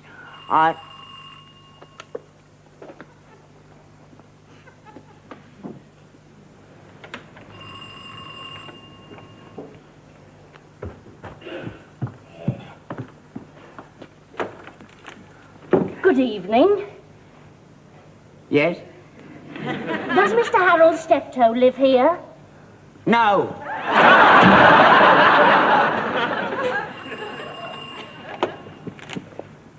Look there. You've made a mistake. Well, this was the address I was given, and I checked it on the electoral register. Oh. Well, he's not in. Oh, when are you expecting him in? I don't know. I don't see him very often. Oh, I wanted to talk to him. It's very important. I'm afraid I can't help you. Last time I saw him, he was talking about going to Australia. He may be there by now, for all I know. Oh, don't cry. Here, you better come inside. Oh, I've been looking for him for months. About 8 by the look of things. I thought I'd found him at last. Oh, look, dear, that's not going to get you anywhere. Oh, my God. Here, you better come in and sit down.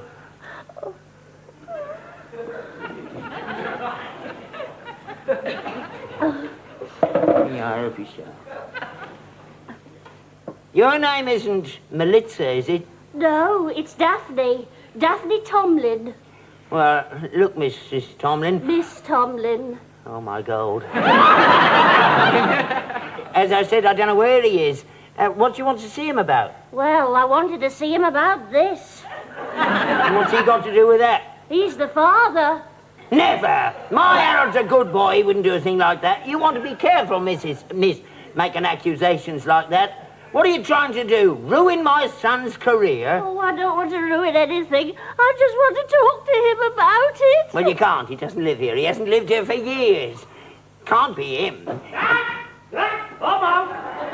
Excuse me. Hello, little Dad. Oh, God, I've had a good day today. I've got a car load out there. Yeah, and what's more, you've got a pram load in there. But you've done it this time, haven't you? I've done what? There's a bird in there, 8 months up the stick, and she says,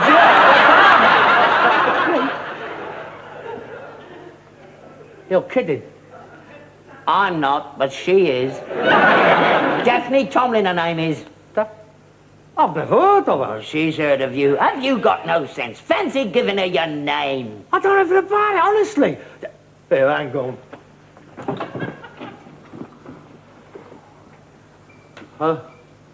Good evening. Can I help you? Mr. Harold Steptoe? Yes. I'm Daphne Tomlin. Oh. I don't believe I've had the pleasure. Well, somebody has. Have we met? Well, yes, I believe so. God, blimey, you should know. Look, please, will you keep out of this? Well, I'm afraid I don't seem to recognise you, Miss Tomlin. That's right. Deny it. Well, to tell you the truth, I don't seem to recognise you either. Cool, blimey. You must have done it with your eyes shut. Shut up. Are you sure you've got the right person? I think so. I believe we met at a party at Hilary Philpott's last May. Hilary? Oh, I don't seem to recall a girl named Hilary. It's a man. Oh. I don't seem to recall a man named Hilary either. I certainly would have remembered that name. We ain't got many Hillarys in the circles I'm moving. Well, that's just it. Apparently somebody brought you to the party and nobody else knew you. That's why it's taken so long to find you. It seems that sometime during the evening, you and I met. Met? I'm afraid I don't remember very much about it. I think I must have had too much to drink. Yeah, that's what they all say. Would you like to go and make a cup of tea or something? Please, sit down. Daphne. Daphne. Well, look, we'll soon sort this out. Please, don't try to think I'm trying to get out of anything. But if you don't remember me, and I don't remember you, how can you be sure that we actually... Somebody saw us go into the bedroom. Oh, that don't prove nothing, of course. I mean, I could have looked for your coat or hat or something. Oh, perhaps that's why we went in. But I don't think it's what we did while we were in there. We didn't come out for over an hour. Everybody wanted to go home and they had to climb through the window to get their coats. And they saw us. Do you remember going to a party last May? May? Have a look at your diary. What diary? I said, what diary? I don't know. I'll go and get the tea. What do you know about my diary? You've been snooping around my bedroom again, haven't you? No, I haven't. No, you're urging me. Where is it? Now, where is it? I don't know. Hands on the table.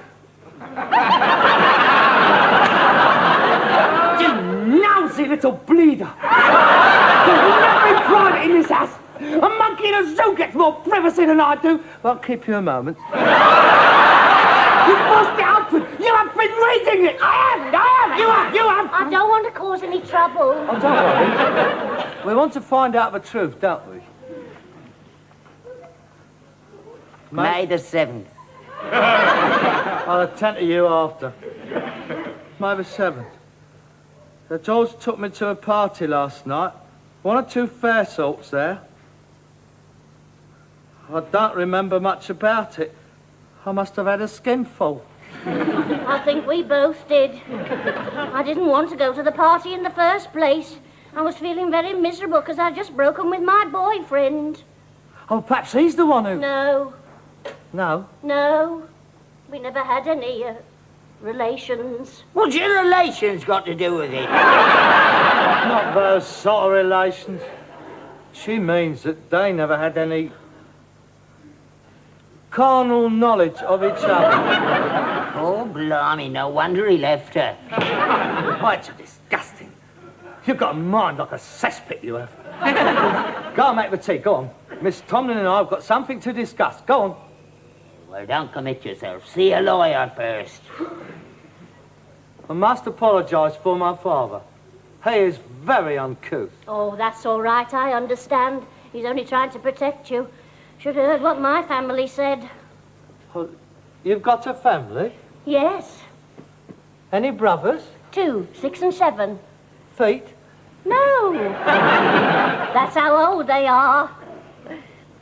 Look, Miss Tomlin, although I do not recall the episode on the night in question, it did obviously take place.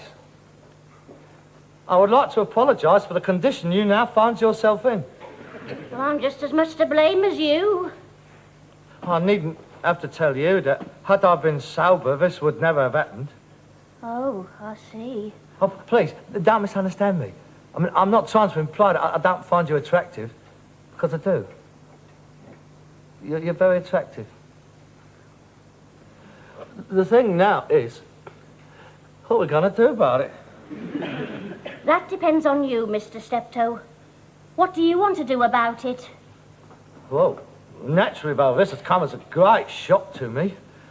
I'm fully prepared to face up to my responsibilities. That's very honourable. Most men would try and get out of it. I'm not that sort of person. I must have had my fun, now I've got to pay for it. I don't want you to think I'm trying to blackmail you into anything, Mr. Steptoe. I would like my baby to have a name, but I certainly don't expect you to marry me just because of that. I'm sure you don't. Well, it's hardly a good basis for marriage, is it? Oh, of course, if you don't want to marry me, I'll fully understand. I didn't say that. No, I mean, having seen me sober, well, seen me, both of us, knowing what I do for a living, you might not want to marry me. Nobody else has up till now. Well, no, I ain't got much to offer. It would mean living here, but old face ache.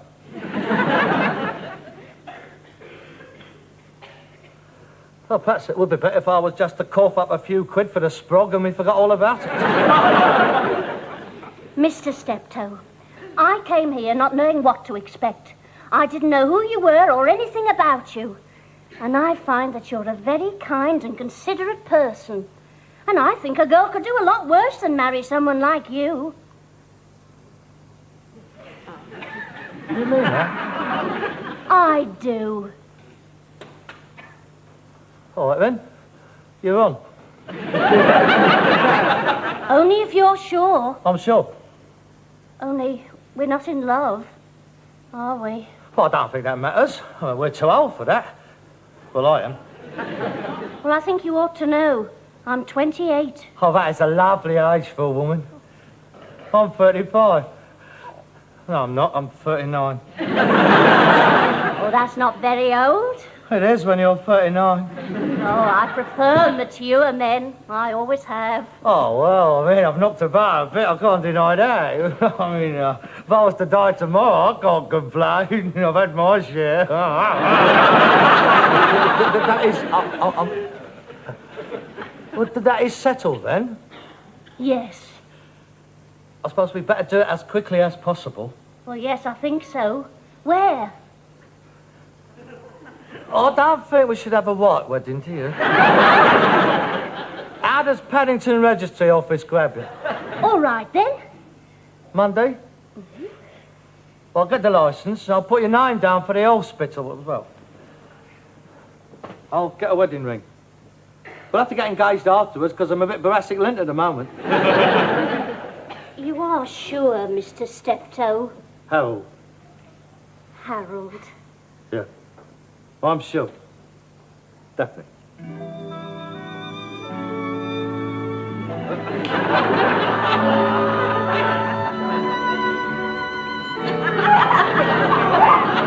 At it again, are you? Haven't you had enough? Can you knock before you come in? This is my house. I don't have to knock on my own house. Well, what have you decided? How much is she stinging you for? She ain't stinging me for nothing. We're going to get married.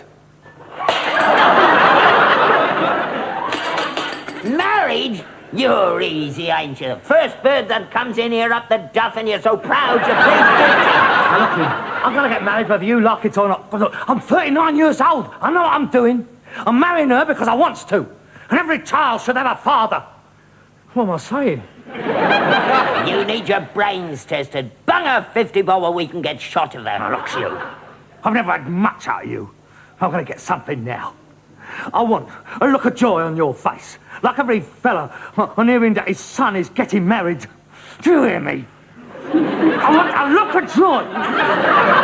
Are you joking me? Now, let's have it. I can't breathe. A look of joy. That's better. Now, I want you to say, congratulations, son. I hope you'll be very happy. Never. You're hurting him. I'll kill him. Come on. Congratulations. Congratulations. And I hope you'll be very happy. Yeah, I hope you'll be very happy. And I've given you 500 quid as a wedding present. You'll have to kill me to get that. I'll get it out of you later. And now, a kiss for the bride. Well, I think I'd better be going now. I don't blame you. I shall see you out. Is he all right? Yeah, he's all right. He's strong as an horse. He'll last me out. We've got to face it. He doesn't like me. He don't like anybody. Oh, don't you worry about him. Once he gets used to the idea, he'll be all right. Listen, if he says one word to you after we're married, you let me know. And he'll be out of this house so fast his feet won't even touch the ground on the way to the old people's home. Good night, Mr. Steptoe. I do hope we're going to get along well together. I do realise how you must feel about everything, but I'll do my best to make Harold a good wife and be a good daughter-in-law to you. And if it's a boy, we'll call it after you.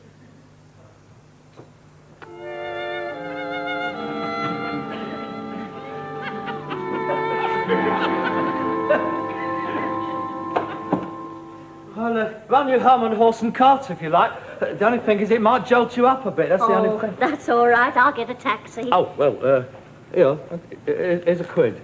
That should be enough. I'll see you tomorrow then. Yes, we've got a lot to do. Are we going to have a reception? Well, I should hope so. You better ask your father. That is down to him, you know. Yeah, we better draw up a list. Well, I'll give you mine now. Him. I don't want him to come, really. Well, we'll talk about it tomorrow. Good night. Good night.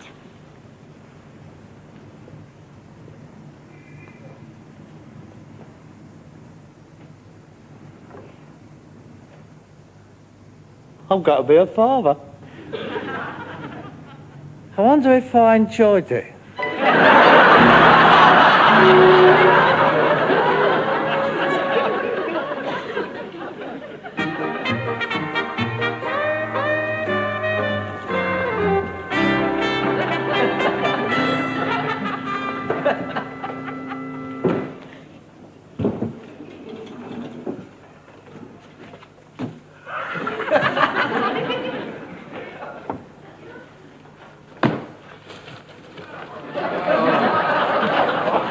Hello. Did you have a good day? Not bad.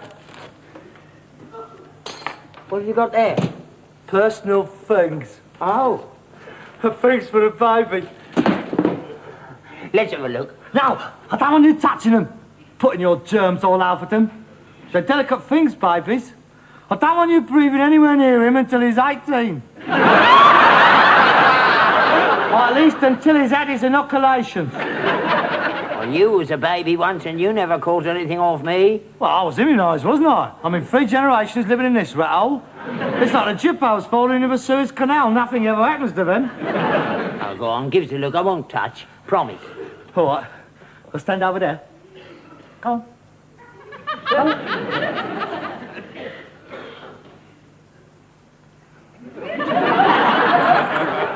Oh, they're nice. Do you like them? Yeah, they're pretty. Keep his little plates warm, they will. Stop! Stop where you were! Get back!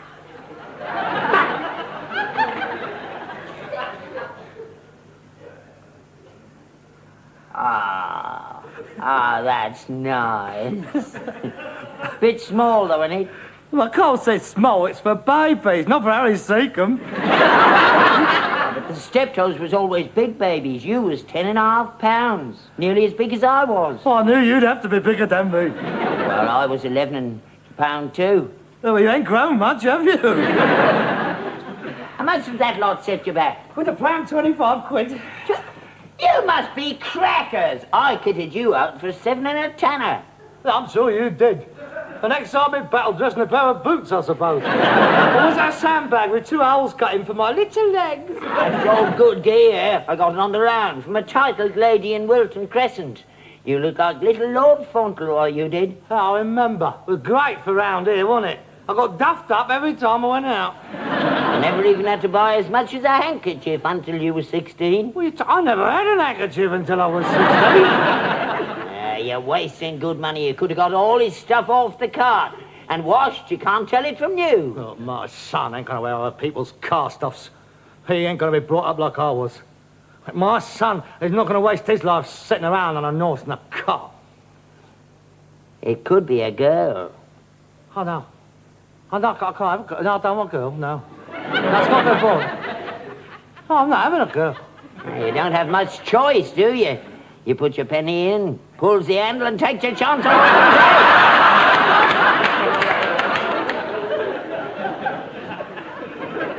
take. No, I can't be a girl. That's got to be a boy. I got a feeling, Dad. It's funny, isn't it? All these years I've wanted a family of my own. I've given up hope. And suddenly, in 24 hours, I got a wife and a baby. I'm glad it happened like this. Getting them both together, I mean, it saves time. She's not bad looking, is she? I mean, I could have done a lot worse, couldn't I? Yeah, I've done a lot worse. Lots of times. I just thought, you can't be a grandfather. There's that to it. I'll enjoy that. I'll teach him a few things. Don't you dare.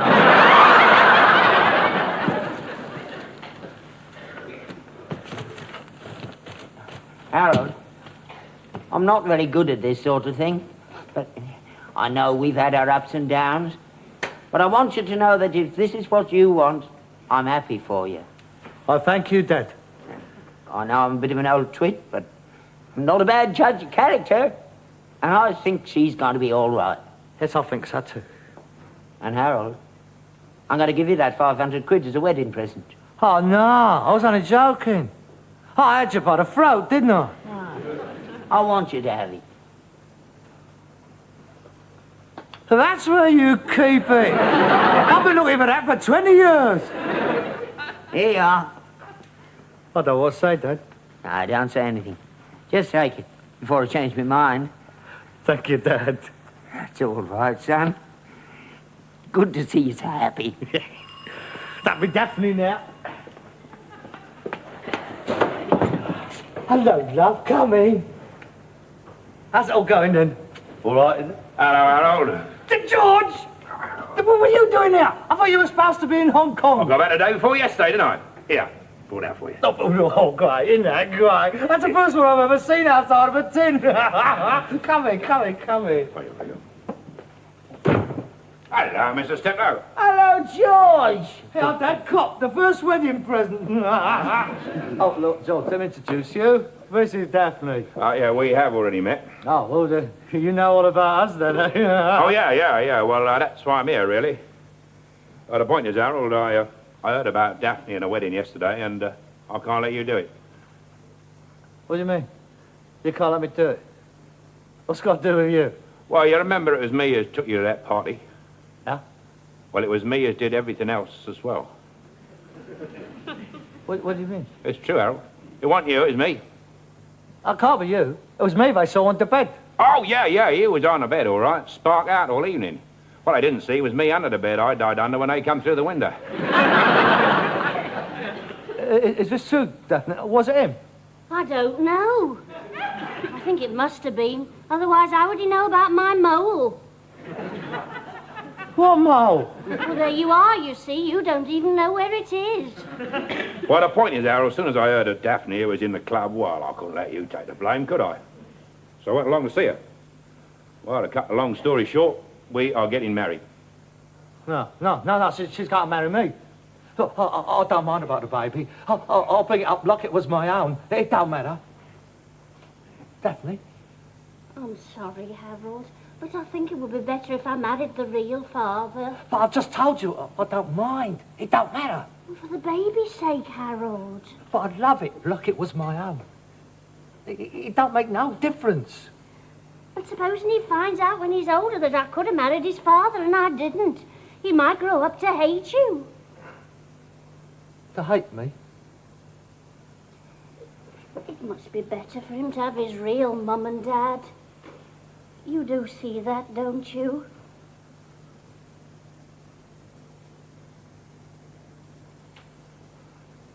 Yeah, I suppose so.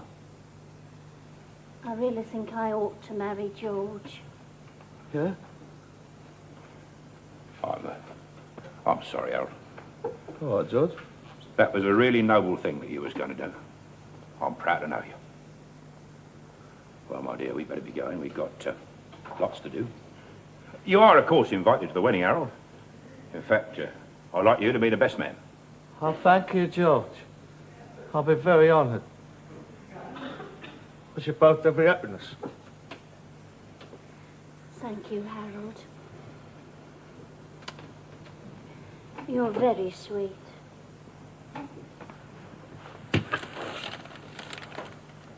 Come along, my dear. Before you go, you better have these. I don't suppose all I need for them now. Oh, that is kind. I hope it's a boy. That's very kind of you, Harold. Very kind indeed. Here. Just,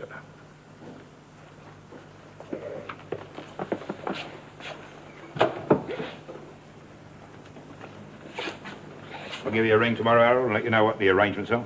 Yes, right.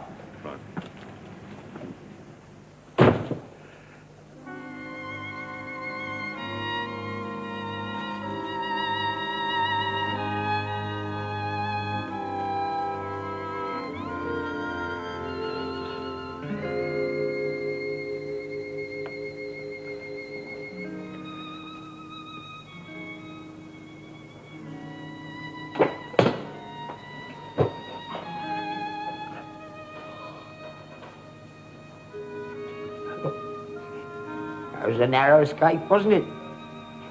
You nearly got lumbered there. Yes, I did. Didn't I? You're better off out of it. I suppose so. Of course you are. Can you imagine it? All them nappies hanging all round the place. Yeah. Bleeding kid roaring its eyes out all night long. Yeah. We've got no sleep. Not a wink. Kid's stinking the place out. Yeah. Screaming its head off. Yeah.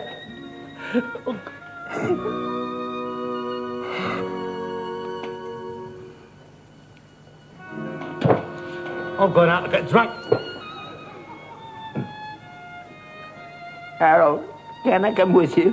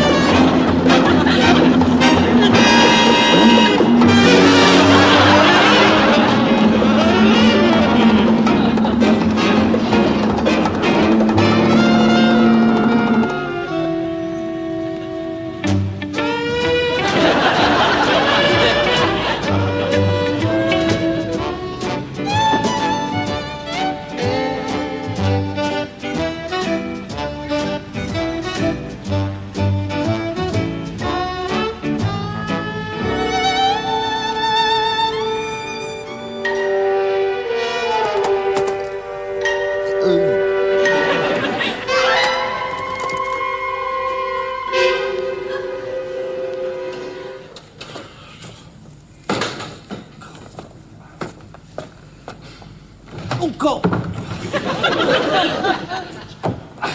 Dad, come on, give us a hand with this. Dad, come on. I can't get all me out. I think it's Regency. We work 2 or 300 quid. I'll sod it then. Everything on my own run, I think I know.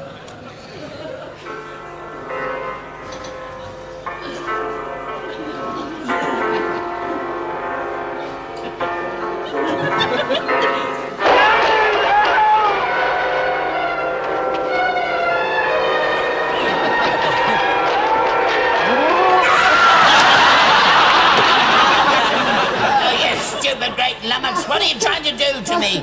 You could have given me a heart attack. Heart attack? Well, it won't be for overworking, that's for sure.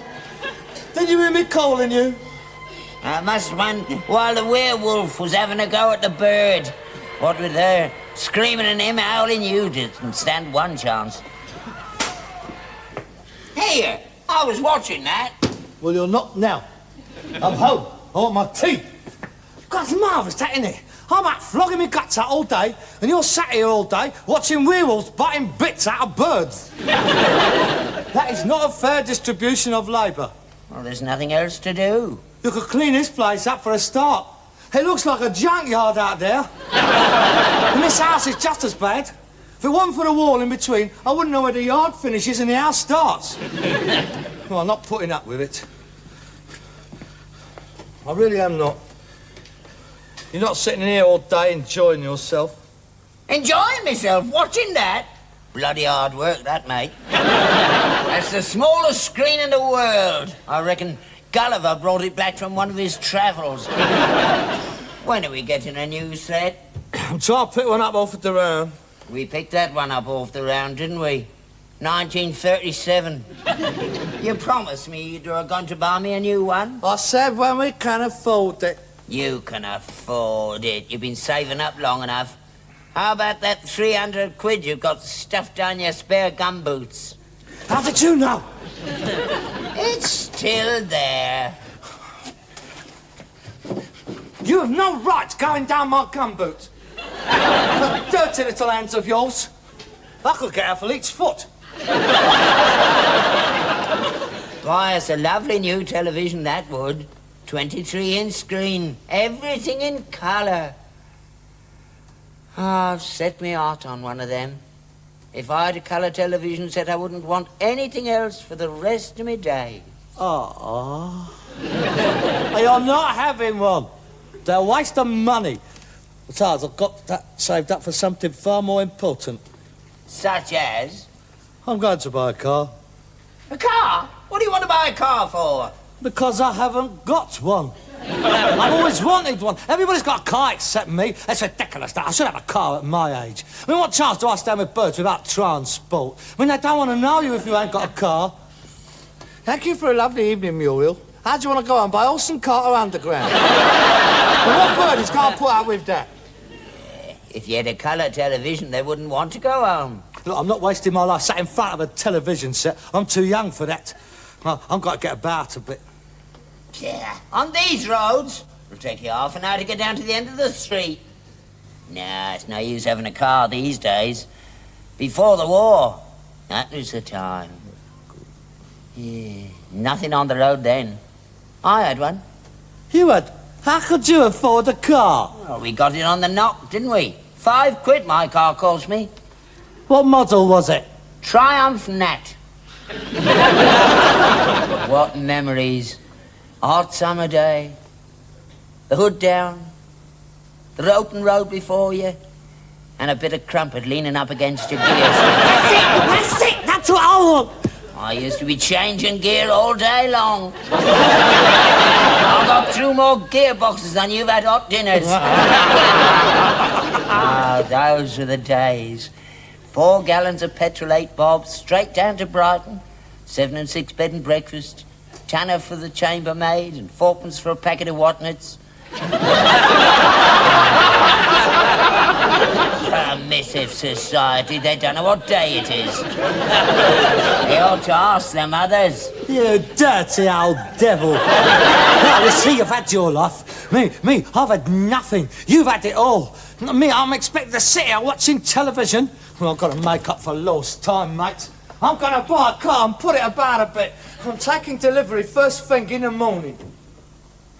I don't want a car, I want a television set. I don't care what you want. It's my money. I've been saving it. I'm going to buy a car.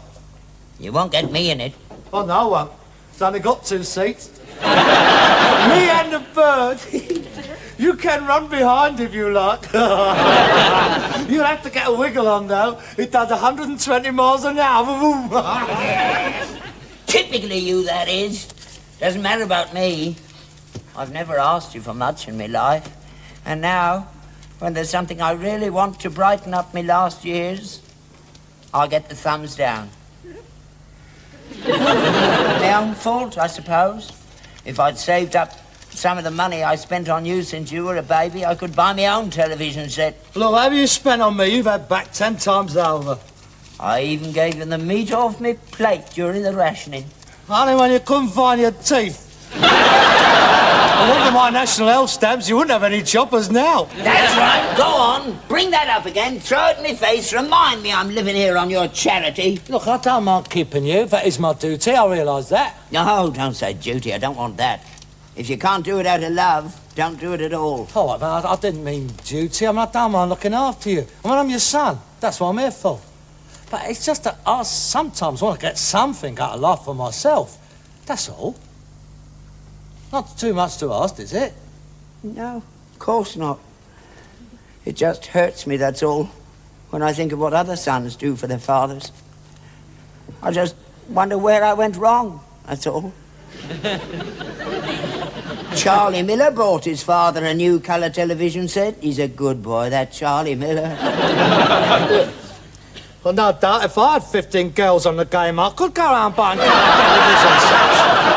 God, blimey, he's done 10 years college, he's got 3 dodgy strip clubs, he is the biggest villain in West London, and everyone round here holds him up as an example. The vicar thinks highly of him. He gave a lovely altar cloth to the church. He nicked it from the one in Ipswich, didn't he? I bet he didn't give him the silver candlesticks, Val, did he? Now, they went the same way as the oil painting. He had them away a bit sharpish. Daniel in the Lion's Den is in somebody else's now. Look, you may not have as much as Charlie Miller's dad, but you've never had any bent gear off for me. What thanks do I get for it? Charlie Miller gave his dad a colour television. I mean, is that what you want? Do you want me to go bent? No, of course I don't. Then where's your sense of values gone then? I mean, I could have joined Charlie Miller's mob when I was 9 years old. You used to give me a clatter on the ear for even talking to him. And quite right, too. He was a bad influence. Then what are you getting on about, then? Because if a rotten, no-good piece of scum like him can look after his old dad, it don't say much for you, does it? I see. So that's what you think of me, is it? Well, it's no worse than the value you put on me. I'm not even worth the price of a new television set. There doesn't seem much point in carrying on, really, then, does there? None at all. Now we've got down to the nitty-gritty. Now we've finally ripped aside this hypocritical facade of family love. We expose it for the ghastly charade it really is. Obviously, one of us should go. Yeah, me. I'm not going to sit here looking at that bleeding silly thing. Right, good. Clear off. Go on, Imshi. All right. I'll go and get me things packed. Good. That shouldn't take long. One mangle and a po. Where are you going? Mind your own business. I got friends. I don't need you. Yeah. Never have. You go round to Charlie Miller's dad, then. You could sit there watching his television. You've probably got one in a bog as well. All nicked. Well, all I have to say to you is this. If you get down to Brighton in that rotten old car of yours, and if you're doing 120, I hope your bleeding brakes fail. Thank you. Charming to the last. I shall always treasure this moment.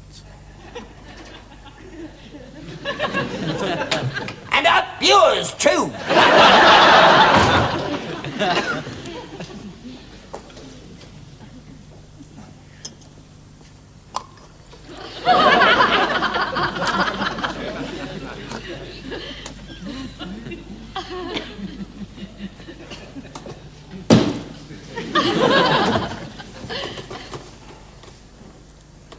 I know he'll be back 5 minutes after late night lineup. But why do I always have to feel so guilty?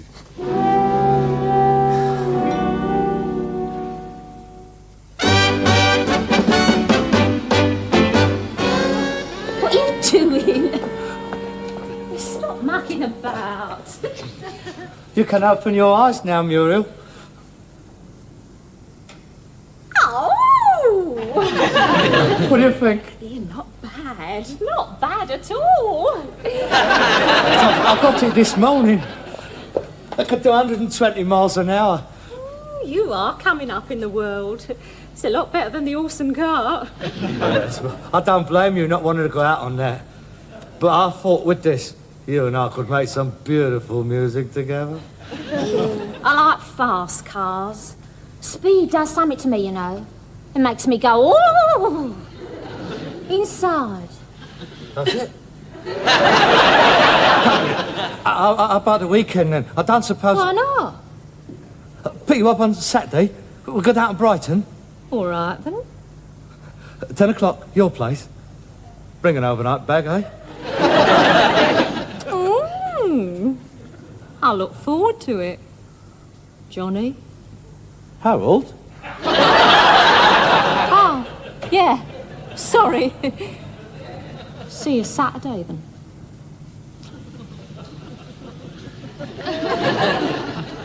Bye. I got it! Muriel Duddy! After 2 years of me tongue hanging out. It's all down to you, my little dog. If she performs half as well as you do, it'll be money well spent. Colour television, a silly old twit. I wonder where he is. I suppose Charlie Miller's dad took pity on him. He's probably round there watching play school. And what's he's put a scratch on it? Good morning, sir. Oh, good morning. Mr. Harold Steptoe. Yes? We'd like a word with you, sir. Now look, it ain't nicked. I bought it. I got a receipt. It's paid for. No, it's nothing like that. Is Mr. Albert Steptoe your father? Yeah. Well, what's wrong? Well, I'm sorry to inform you that he was picked up last night by... But he's innocent. He's not a member of the Miller Mob. No, he just went out there to watch television. Oh, look, we had a row, see, and he walked out. Oh, he's as honest as a day he's long. He's an old soldier. He got medals. No, sir. I'm sorry to tell you that he was found early this morning in an exhausted state on the canal towpath. What? Well, it seems he'd been wandering about all night and finally collapsed.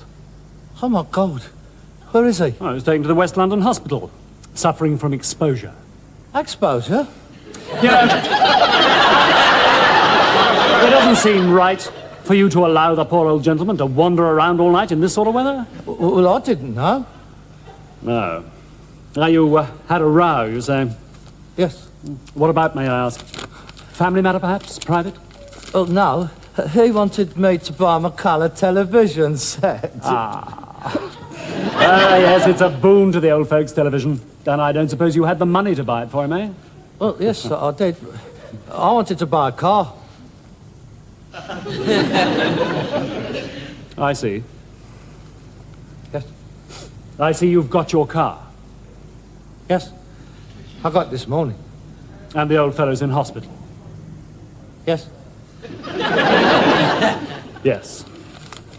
Yes, well, you mustn't blame yourself, sir. These things do happen. Yes, well, if you excuse me, I'll go along and see him. If you'd like to come with us, sir, we do have a car outside. Oh, thank you.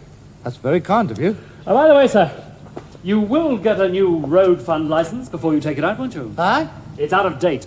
I paid 25 quid for it. I'll give it to the fella. I'm not... Yes, of course I will, yes. Good. Well, come along then. Let's go and see if the poor old gentleman's made any progress. Come along, sir. We'll have the klaxon on, Johnson.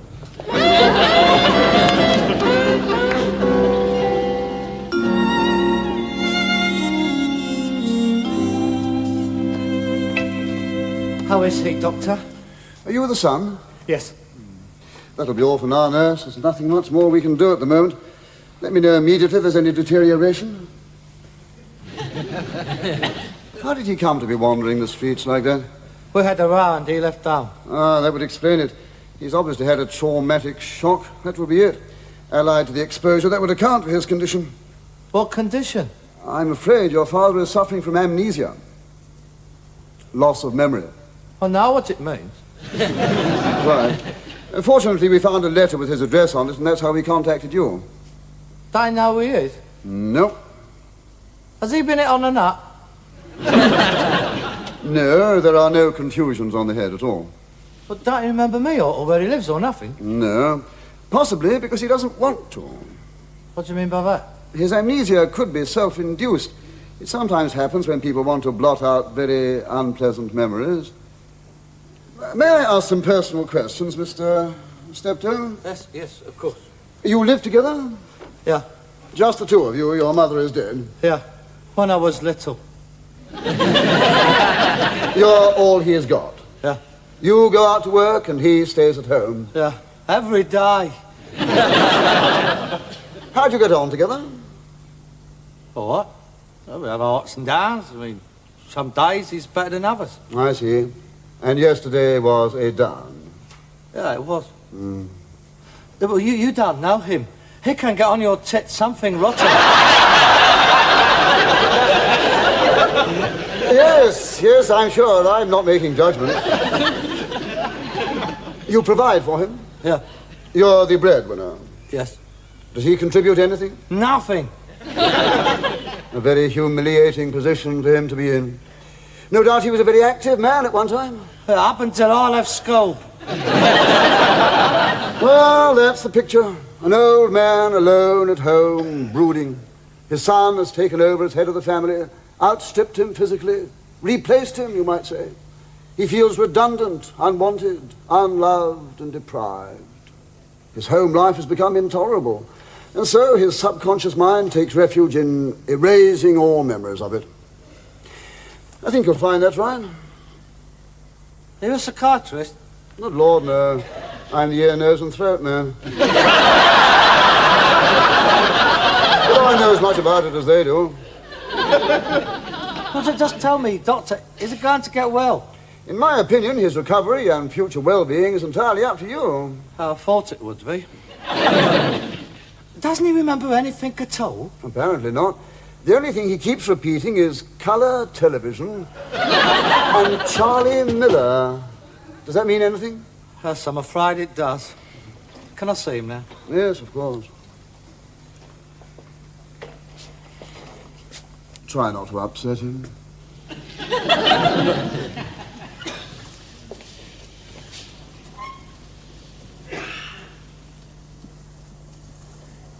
Hello, Dad. That's a stupid thing to do, isn't it? Going round the streets in this weather. Who are you? It's me, Harold. Harold who? Harold Steptoe. Who's that? Me. Never heard of you. Yes, you have. No, I haven't. You have? Sorry. It's me, your son.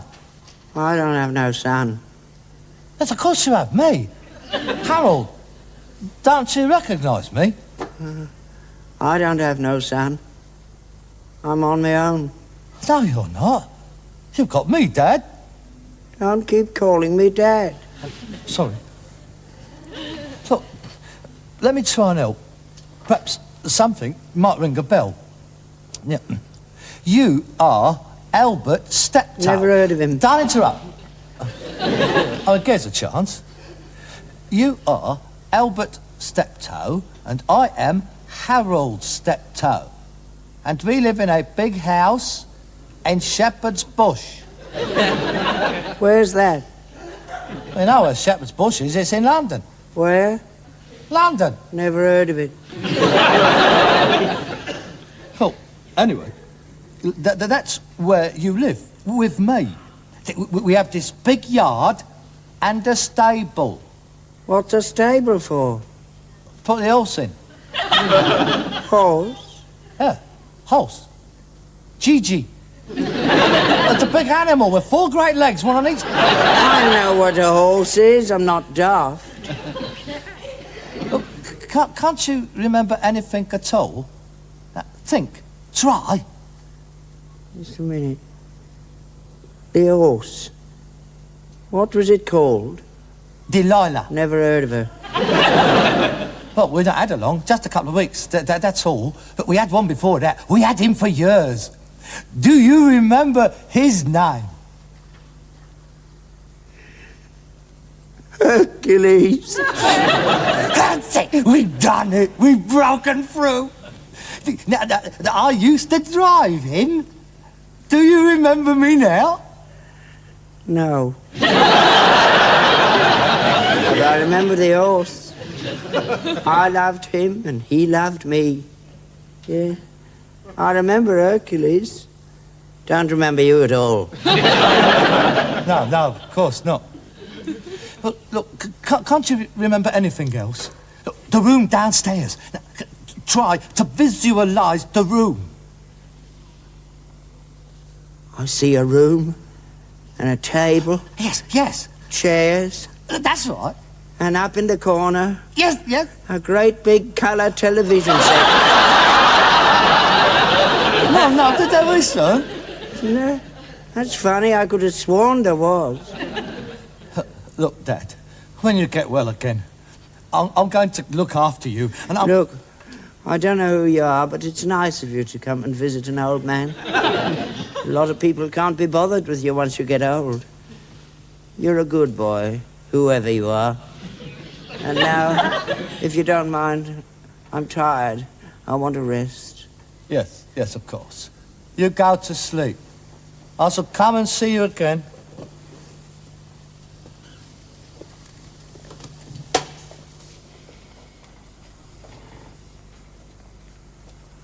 Do you remember you? Not yet. I'm taking him home. Do you think that's wise?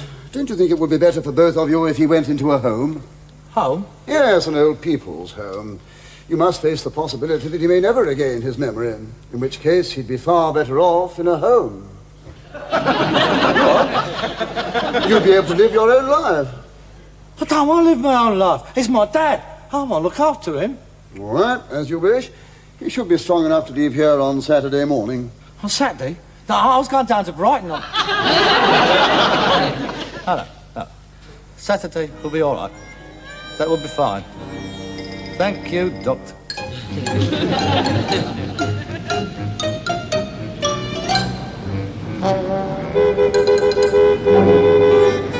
Hi! Sorry I couldn't make it, love!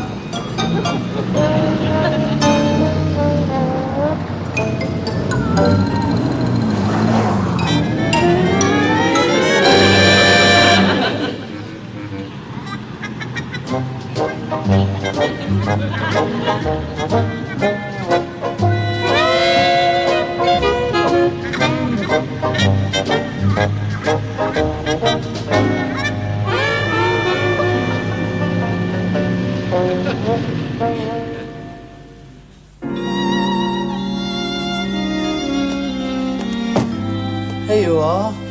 Home at last. Oh, blimey, what a dump. I don't live here, surely.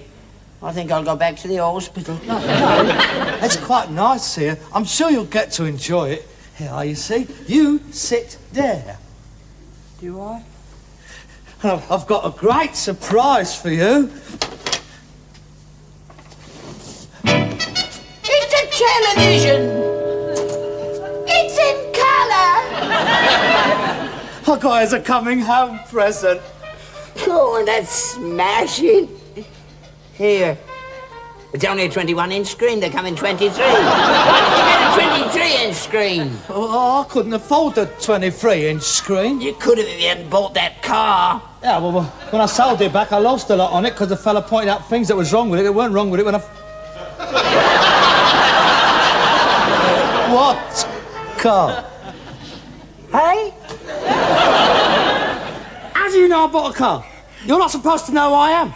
It was the television. It brought it all back. I remember now. Oh, Harold, my little boy. What a good son you are. Lovely present. You've done it again, haven't you? You went me over again! again, haven't you? You never lost your memory at all, did you? I did. It's gone again. Where am I? Shut up! What a diabolical, rotten, stupid fool! You knew I've always wanted a car. You didn't want a car. This is much better. This is the life. The old fire-gown, comfortable chair, colour television. What more could you want? I mean, what else would you have been doing now? At this precise moment, Muriel Daddy. The weather forecast in colour. How exciting! Come and have a look at it. No, thanks. Not unless there's an earthquake in Brighton. I don't want to know. Good night.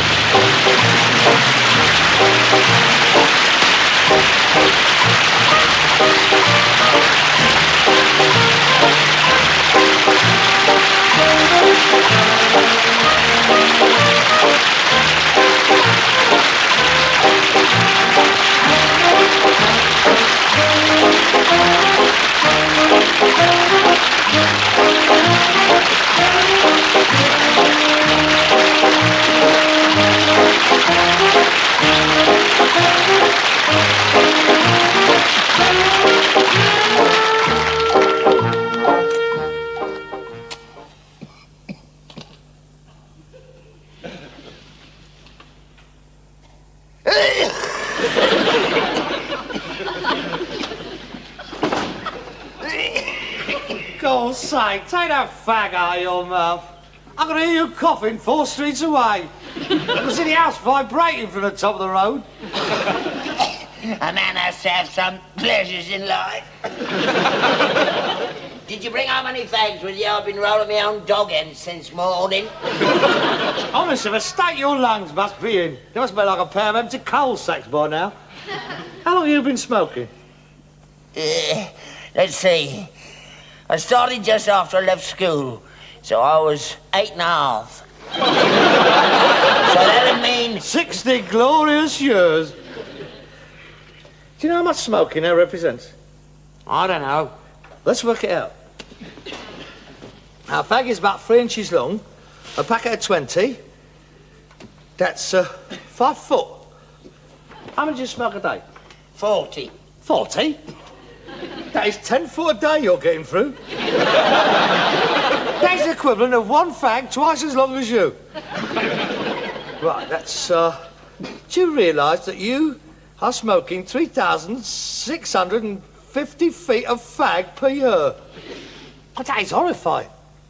That's nearly 3/4 of a mile. Yeah. Who cares?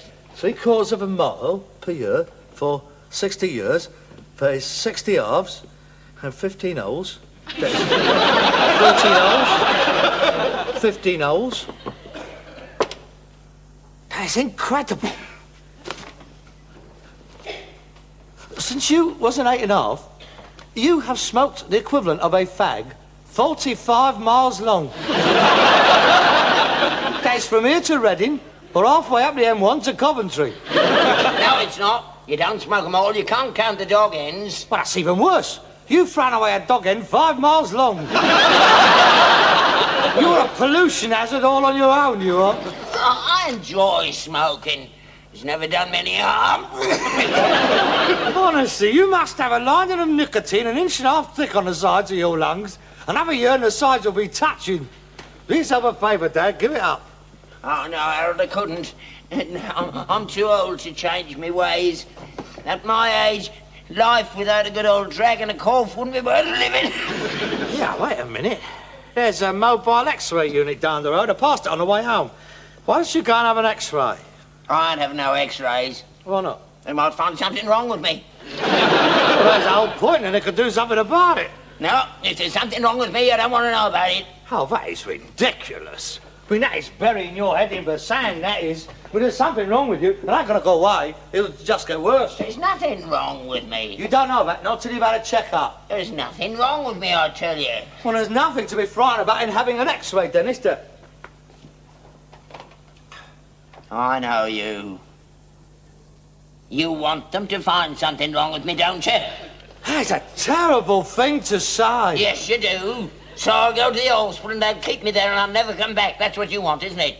Look, that's what I wanted. I could have had your head X-rayed and had you taken away years ago. Look, it's for your own good. Besides, everybody should have one. I'm going to have an X-ray. What are you having one for?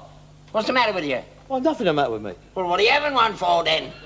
Wasting public money. That's why the national health stamps keep going up. If less people use the hospital, there wouldn't be such a shortage of nurses. Oh, dear, oh, dear, oh, dear. Look, the whole point of preventative medicine is to find out if people are ill. And the only way you can find out if people are ill is to send them to the hospital to find out if they are ill in the first place. Or not. Whichever the case may be. Exactly. And the more people you look at, the more people you're going to find out are ill.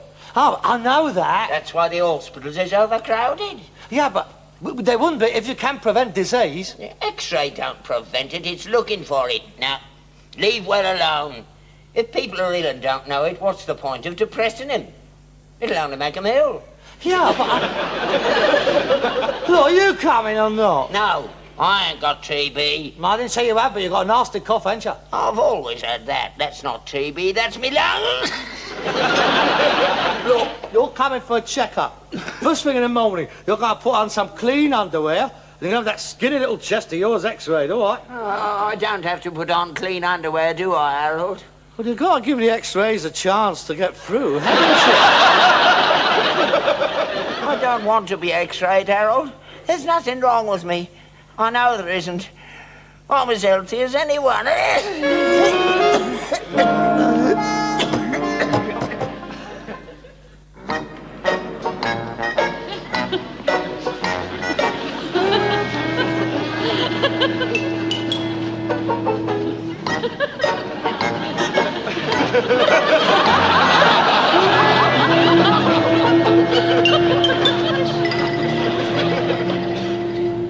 Good morning. Good morning. We have come for the mass X-rays. Mass X-rays? You told me it was just one on the chest. I'm not having it all over. I'm not having them strapping me down and shooting all that electricity through me. It's not natural. I'd turn into a monster. What do you mean, turn? I must apologise for my father. He has been seeing too many of them late-night Frankenstein pictures. Look, nobody's going to strap you down if you behave yourself. Mass in this case means everybody. It's just one tiny little X-ray, that's all. I do beg your pardon. Oh, that's all right. There's nothing to worry about, sir. I can assure you it does you no harm at all. Now, we'll fill in one of these cards. Name? Steptoe. Albert Edward Ladysmith. Age? 63. You liar! You're 69! Why don't you mind your own business? How can you be sensitive about your age at your time of life? 69. Address? The Mews Cottage. Oil Drum Lane, Shepherd's Bush. Are you suffering from any illness? No, I've never had a day's illness in my life. I'm as fit as a fiddle. What are you doing tonight? I do beg your pardon. Oh, that's all right. I'm sure he didn't mean anything. He does, don't you worry. Listen, you mind your manners. Right, answer the questions. Do you cough at all? No, never. I see. And when were you last X-rayed? I've never been X-rayed in my life. There's never been no need. There's nothing wrong with me. Good.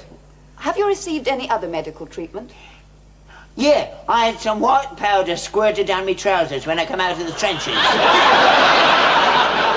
Well, I don't think we need mention that. Take that card through to the nurse. I'll wait for him. Oh, God. Name? Steptoe.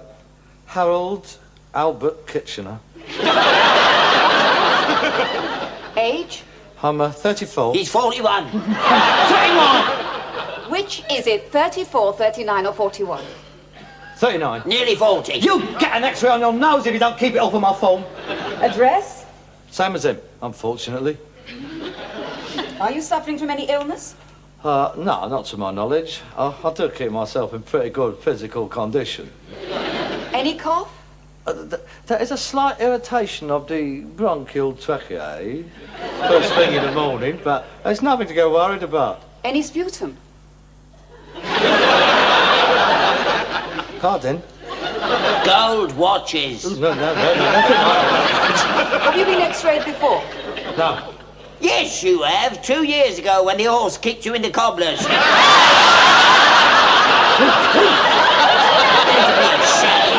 You got over it, didn't you? He can still enjoy himself. Look, please, there's something I've got without discussing mixed company. Ah, that's a medical lady. She's heard worse than that. I think you better write it down. X-rayed Gentiles. Nothing else? No. Well, I think that's all. Take that through to the nurse. Through them. Come on, Jew. Well, just go and tell her I was 69 for. I was doing all right there. Tasty piece, isn't she? She's got TB. Has she? 2 beauties. I like nurses. There's no mucking about with them. Stone bonkers they are. They'd have to go out with you. What do you want I have to tell about that horse for? I was just on a point of asking her out tonight. Well, ask that one then. Thank you very much. Come on, let's get it over with. Take off your jackets, please. Remove all metal objects. We're not wearing armour, love. You'll have to take your watch off.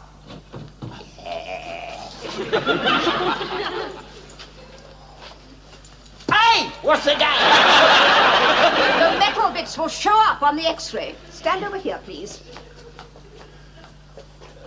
Stand there. Leah, what's going on? Where are we going? That's it, Mrs. Chop his head off. Right.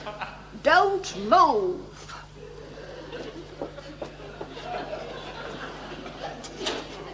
Deep breath in. Don't move. Deep breath in. Hold it. Thank you. Get dressed, please.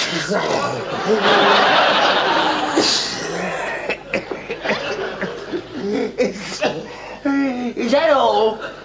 That's all. You mean we're not going to get a cup of tea? You're so smash Listen, man, don't give us no tea. Please.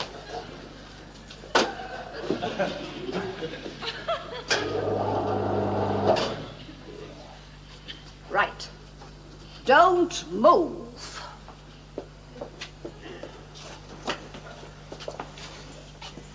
Deep breath in.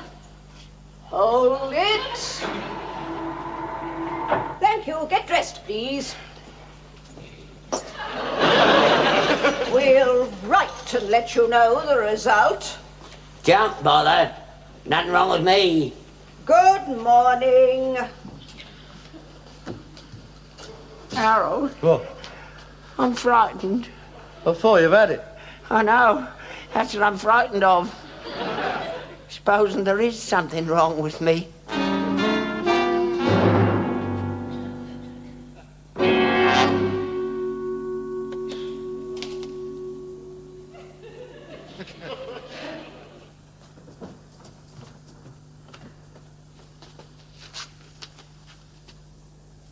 The West London Chest Clinic.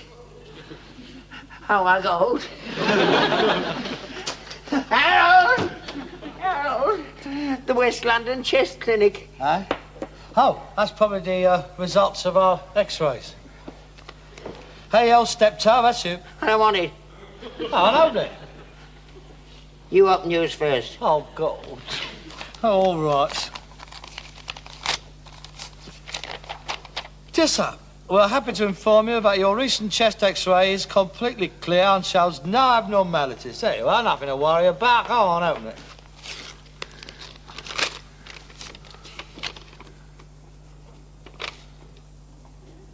Oh, no. Oh, my God! What is it? Your recent chest X-ray was unsatisfactory due to a technical fault. An appointment has been made for you at the West London Hospital for a further X-ray. I've got it.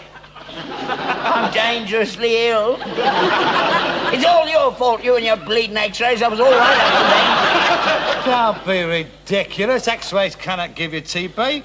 Anyway, don't say you've got it. It just says unsatisfactory due to a technical fault. They always say that so as not to frighten you. I'm dying. I'm not long for this world. I can feel it. I can feel the life draining out of me. Harold! Come on, Dad, you mustn't panic now. Let us be rational about this. Now, let us assume the worst. You've got TB. Well, that's nothing to worry about. I mean, it's not like it used to be. It's not like it was in your day. I mean, with all these modern drugs now, you can't be cured in no time at all. I won't. I've had it. I probably won't last a week out. Oh, look, Dad, you mustn't talk like that. I mean, it's just a couple of months in a sanatorium. You'll be as right as rain. Harold, don't let them send me away. I want to die in my own bed. Please, Harold, promise me you won't let them send me away. Yeah, all right, I'll have... Oh, shut up, for God's sake. Nobody's going to send you away. I could never get that lucky. What does it say? He has to go to the hospital? It says tomorrow morning at... Here. Wait a minute. What? This ain't mine, it's yours. Pardon? H.A.K. Steptoe. That's you. They put him in the wrong envelopes. Don't be ridiculous. Don't make a mistake like that. Hey, Steptoe. Oh, my God. I'm all right. There's nothing wrong with me. I told you. I'm as fit as a fiddle. Where's me fags? What's wrong with you? TB. I've got TB. Consumption. Hey, you haven't got it. It only says that your examination was unsatisfactory due to a technical fault. They always say that, but never tell you the truth. I'm ill. I've had it. You haven't got it, a young lad like you. I've got a cough, Dad. I've got a cough. You call that a cough?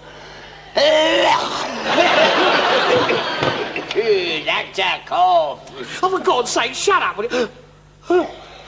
Did you hear that? My lungs must be like a pair of lace curtains. Now I can't get my breath. I can't get my breath, Dad. I come to think of it, I ain't been feeling very well lately. I feel so tired all the time. That's too much of the other. No, it's not. It's your fault. You never looked after me when I was a kid. I never had any decent grub. This rotten, stinking, damp house. What chance did I have? You lowered my resistance. It's your fault. You had the best food money could buy. What money? You never had any money. You spent it all in a pub. With me standing outside all night in the rain, with a bottle of lemonade in one hand and an arrowroot biscuit in the other. That's why I've got it. You haven't got it. Yes, I have. I've lost a lot of weight lately. Of course you have. You've been on a diet, haven't you? Trying to get into those velvet trousers you bought. No, it's more than that. It's just been falling off me. I'm wasting away. Lack of energy. That is another symptom. You've had that since you was born. But Dad, please, I am frightened. Don't come too near to me. It's catching. Dad, I'm your son. I'm your flesh and blood. Well, there's no point in both of us having it, is there? Well, got to be hard enough on me running the business by myself when you're away. But I'm going to manage. I shall be on my own. What's going to happen to me? That's what I want to know. I'll have to go on the assistance. Oh, as if I hadn't enough to put up with. What a terrible thing to happen to me at my time of life. What about me? It's me that's rotten well ill. But that's your fault. You should have looked after yourself. I ain't done nothing, and I'm the one that's going to be left all alone. Well, I hope you're satisfied. I would never have believed it. Here's me, gasping me life away. And all you could think about is yourself. I don't believe that there is another soul in the world who can be as callous as you are. Oh, I won't forget this. I shall carry the memory of this day to my dying grave. Where are you going? To my grave. I bed. You only just got up. Look, I'm a very sick man. I've got to get as much rest as I can. I've got to conserve my energies for the battle what lies ahead. I shall see you in the morning. God willing.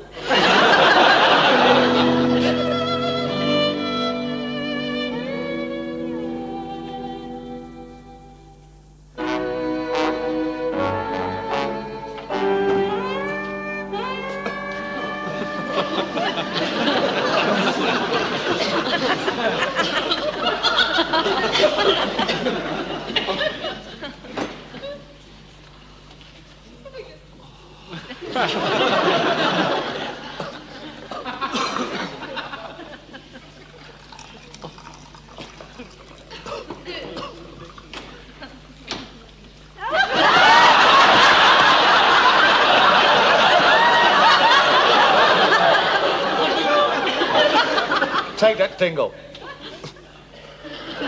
Take it off, or I'll stuff it down your throat. Man's entitled to protect himself. Here, have you been drinking out of that? No, why? That's my cup, it's a new one, that's yours. I've smashed all the others.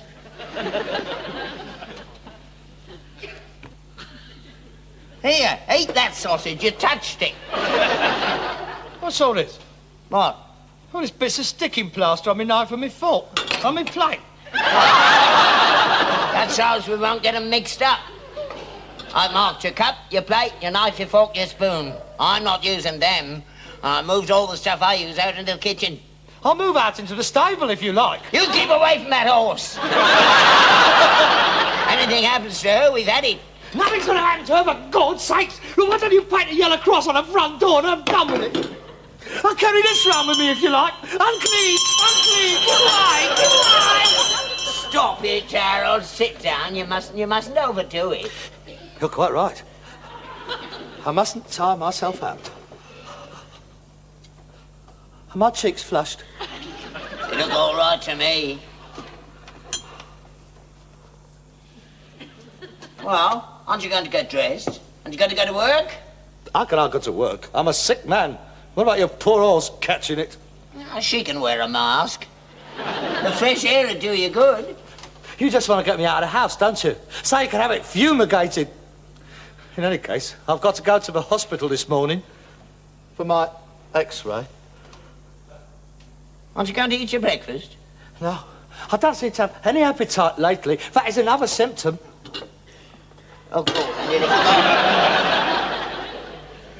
Go on, eat it. They'll be all right. Dip them in carbolic. It's a shame to waste them. No, thanks. I'm not hungry.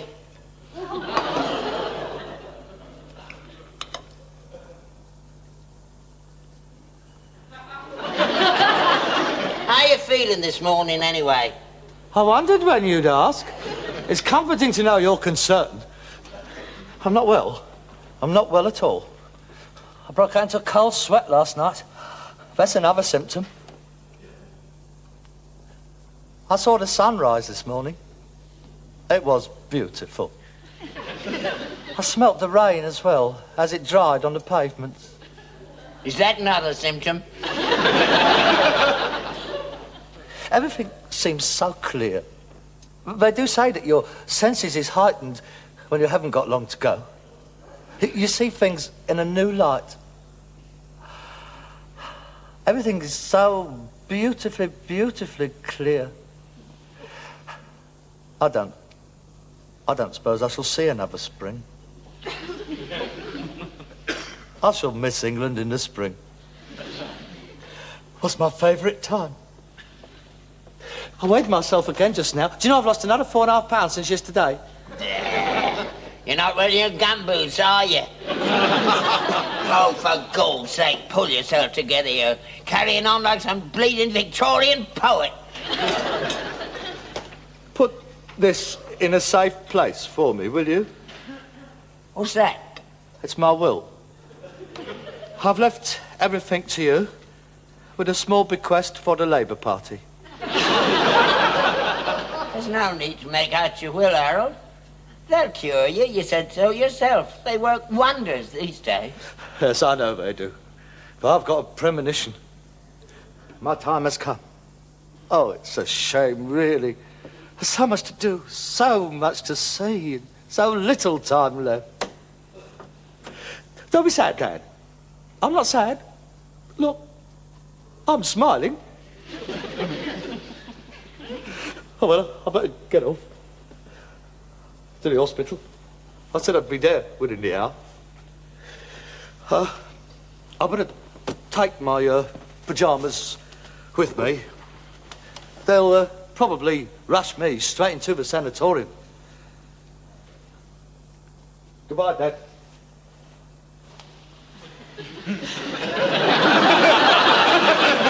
I don't suppose I shall be back here again. I'll come and visit you, Harold. If it's not too far. I would like that. Don't worry about me, Dad. I am at peace with myself. As Dr. Johnson said, it is amazing how clear a man's mind becomes when he knows he is facing execution in a few hours' time. Oh, Harold!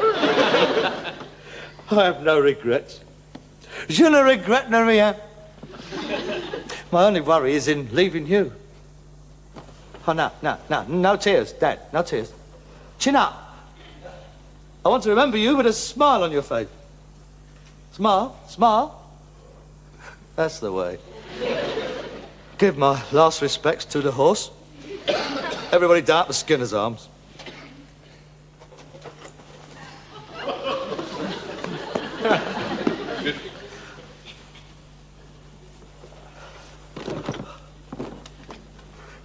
Goodbye, Dad.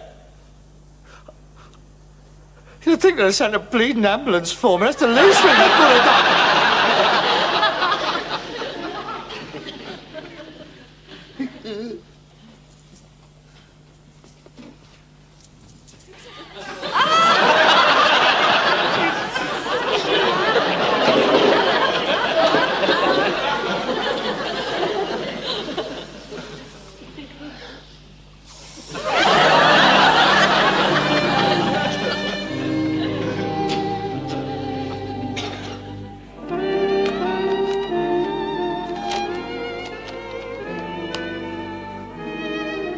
Dear Dad, by the time you read this, I shall be dead.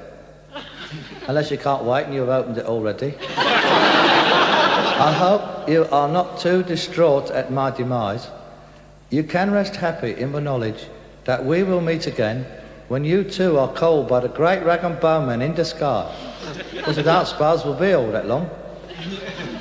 I would like to be buried with my mum, and I hope that you will take more care of it when there's two of us in there than you ever did when she was in there on her tot. I hereby bequeath an annual sum not exceeding 15% of my total estate to be donated to Harold Wilson in his capacity as leader of the Labour Party of Great Britain and Northern Ireland and his dominions beyond the seas. I further bequeath This is the bit. all the rest of my worldly goods to you.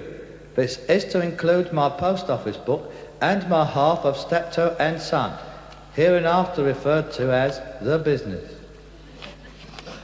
I further bequeath to you, personally, a great bunch of fives right up to you, Tuck. Harold! Yeah, Harold. You couldn't wait, could you? Now you'll get nothing now.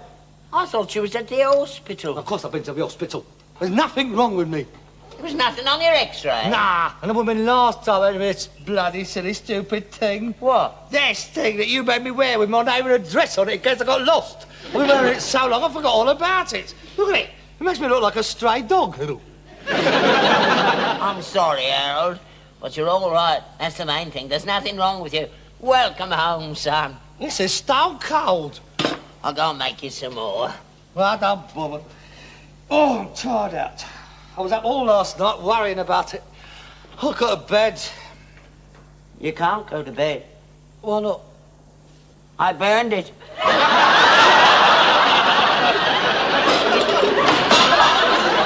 burned all your clothes as well. My suit, me crushed strawberry velvet trousers, and me see-through shirt. You little killer! I'll kill you! No! Oh, no!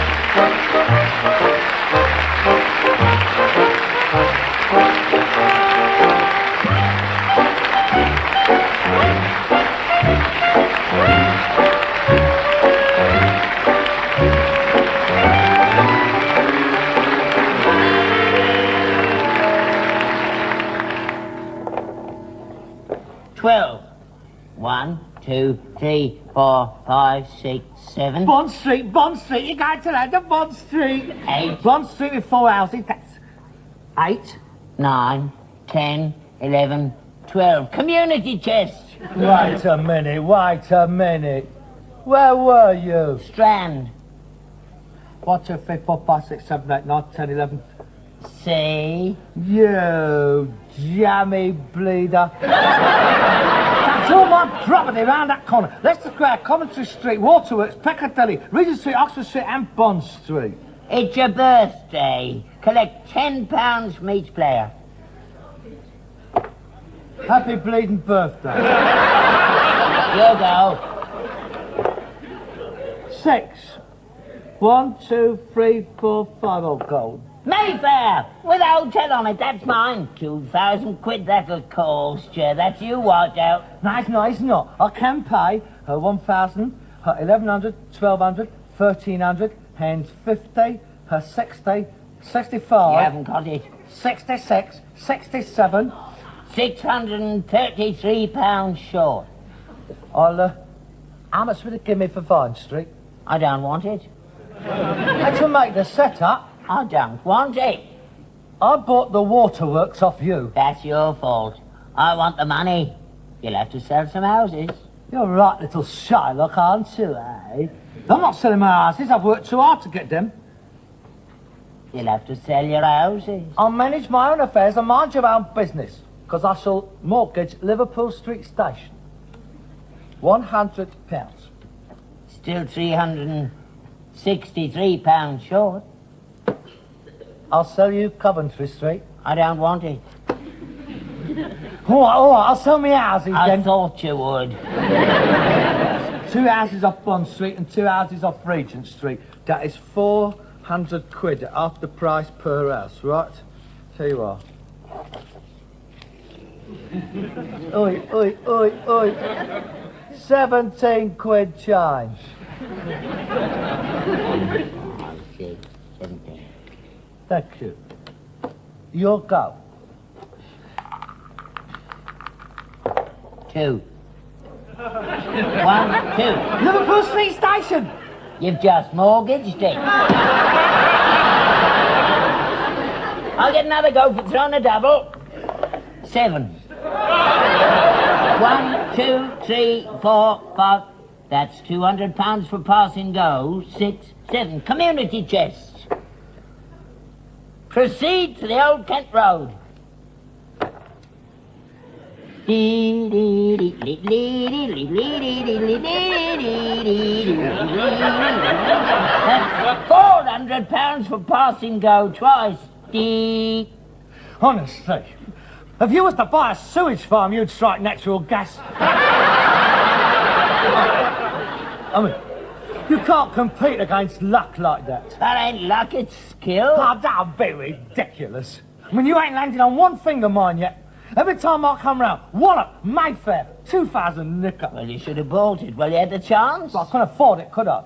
I spent all my money putting my houses on Bond Street. Yeah, you don't know how to play the game. Here, you go. The postman. I'll have my go in a minute. Don't you touch nothing. I know exactly how much money I've got. 17 quid.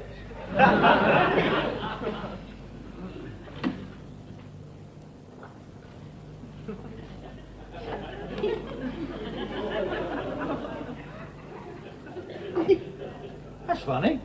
What? That's the Crown Commissioners. What do you got allowed for the Crown Commission? What the hell are they writing to us for? Well, unless they've written the letter on the back of the envelope, you'll have to open it to find out, won't you?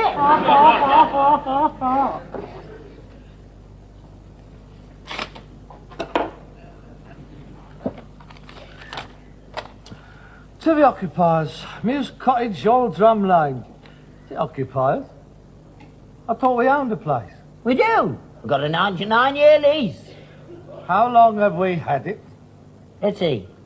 My grandfather bought it in 99 years. And it's expired. Look, 3 months' notice of termination of lease. What do they mean? It means we're going to be booted out. I didn't know nothing about this. I thought we owned this place. Ah, leasehold it is. Crown property. The Queen owns it. The Queen? She owns the house and the yard and the stable and the sweet shop next door and the Indian restaurant across the street. What's she want an Indian restaurant for? I don't suppose she knows it's an Indian restaurant. I've never seen her in there. Anyway, it wasn't always an Indian restaurant. It's part of her property. It was wished on her. Now, this land round here has been in her family for centuries. So all these years, she has been our landlady. Yeah. If I'd have known that, I'd have put him for an indoor carsy. I fancy her letting us live in conditions like this. I bet her corgis live better than we do. I don't suppose she knows. I mean, she's property all over the place. You can't expect her to keep up with everything. That's why the Crown Commissioners look after it for her. I mean, you couldn't expect her to be round here once a week with a rent book, could you? A rent? I've been conned. What do you mean? All these years you've been dangling this place before me. You kept me on a bit of string. You said that when you died, all this would be mine. And it's not, it's hers. You lied to me. I didn't. Oh, I forgot. 99 years is a long time. I've wasted my life in this rat hole, and I've got nothing. My inheritance is right up the spout. I've got nowhere to live, nothing. Perhaps if you wrote to her nicely, she'd let us stay on. I mean, I don't expect she needs it. Not right in away. Unless she wants it for a grace and favour place. A grace and favour? It'd have to be a pretty rotten favour to give someone a place like this. 3 months? Yeah, Is that all 3 we've got? months. No, hang on. There's a bit more. How? Well, we are directed to inform you that as sitting tenants, you are to be given the opportunity of purchasing the freehold. Oh, she's selling off, is she? Oh, poor woman, she must need the money. That's Harold Wilson's fault, keeping her short. Now she has to sell all her houses, just same as you did just now. Shame. How much do you want for it? 750 quid. That's not bad. That's very reasonable. I can see her point. Sell 3 of these a year, and then he won't have to give up his polo, will he? It's cheap, Harold. Well worth it. I think we ought to buy. What with this? We have got 750 pence.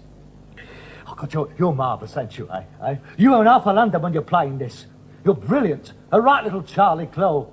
You got more property than she has. Till we get down to the real bricks and mortar. We haven't even got a pot to spit in. I'll write and tell her I'm an old soldier. Oh, shut up. It's got nothing to do with her. It's only Colt Crown property. Belongs to the government, in actual fact. Oh. So it is Harold Wilson. Oh, God. Well, it's him that wants us out. He knows I vote Tory. He's rigging the boundaries again. He wants all us Tories in one ghetto. I'll drink to that. Look, Father, do you think we could have one conversation without bringing Harold Wilson into it? I've changed my mind. I'm not going to buy. If he's asking 750, you can bet your bottom dollar it's not worth 300. Look, that's never 750. I mean, this must be worth 3,000 or 4,000. The site alone's worth that. It's got to be. 750 quid. Oh, where the hell are we going to get that kind of money? It's easy enough in this game. The bank gives it to you. Yeah, well, we're not playing this. What did you say? I said the bank gives it to you. That's it. We'll get it from a bank. How are we going to get it from a bank? We don't even have a bank account. Then we'll open one.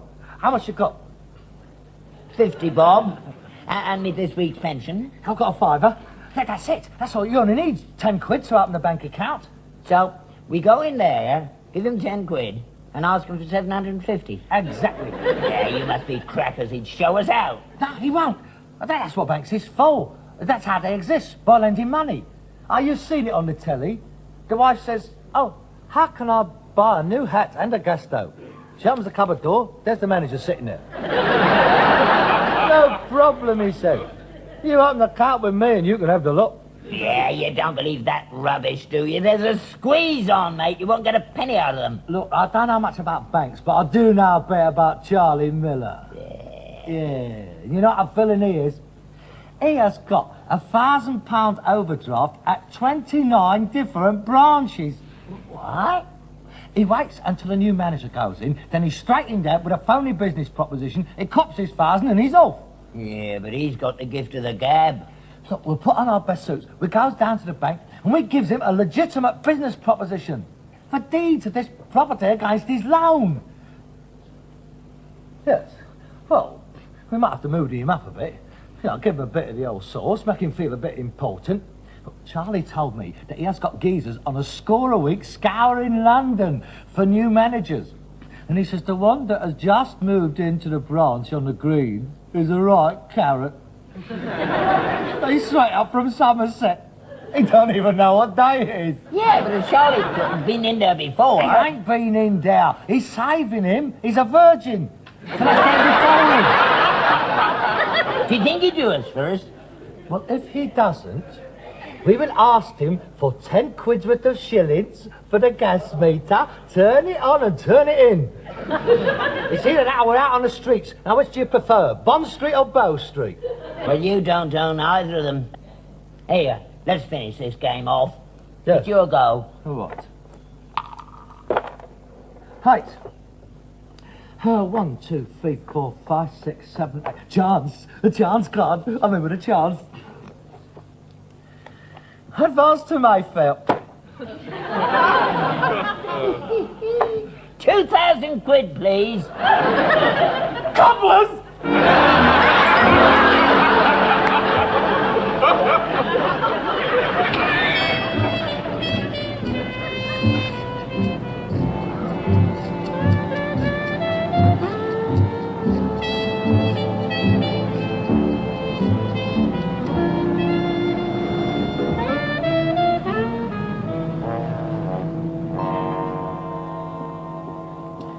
Please take a seat, gentlemen. The manager has a customer with him. They shouldn't be long. Thank you very much. Yeah, yes, very Charlie well. Miller. Yes, very well. Yeah, very nice to have met you, Mr. Woods. Hope we do a lot more business together, yeah. I'll pick you up tomorrow night, 8 o'clock, in the Wells. Oh, thank you very much. Charlie, have you... £2,000, no bother. A right carrot. I'm taking him to Covent Garden, introducing him to new ref. Do you know new ref? I will by tomorrow. The manager will see you now, gentlemen. Is it worth it? Have you left anything? Yeah, plenty for all of us. A ripe carrot. Keep you sweet. Plenty of bunny. For the lettuce. Yeah.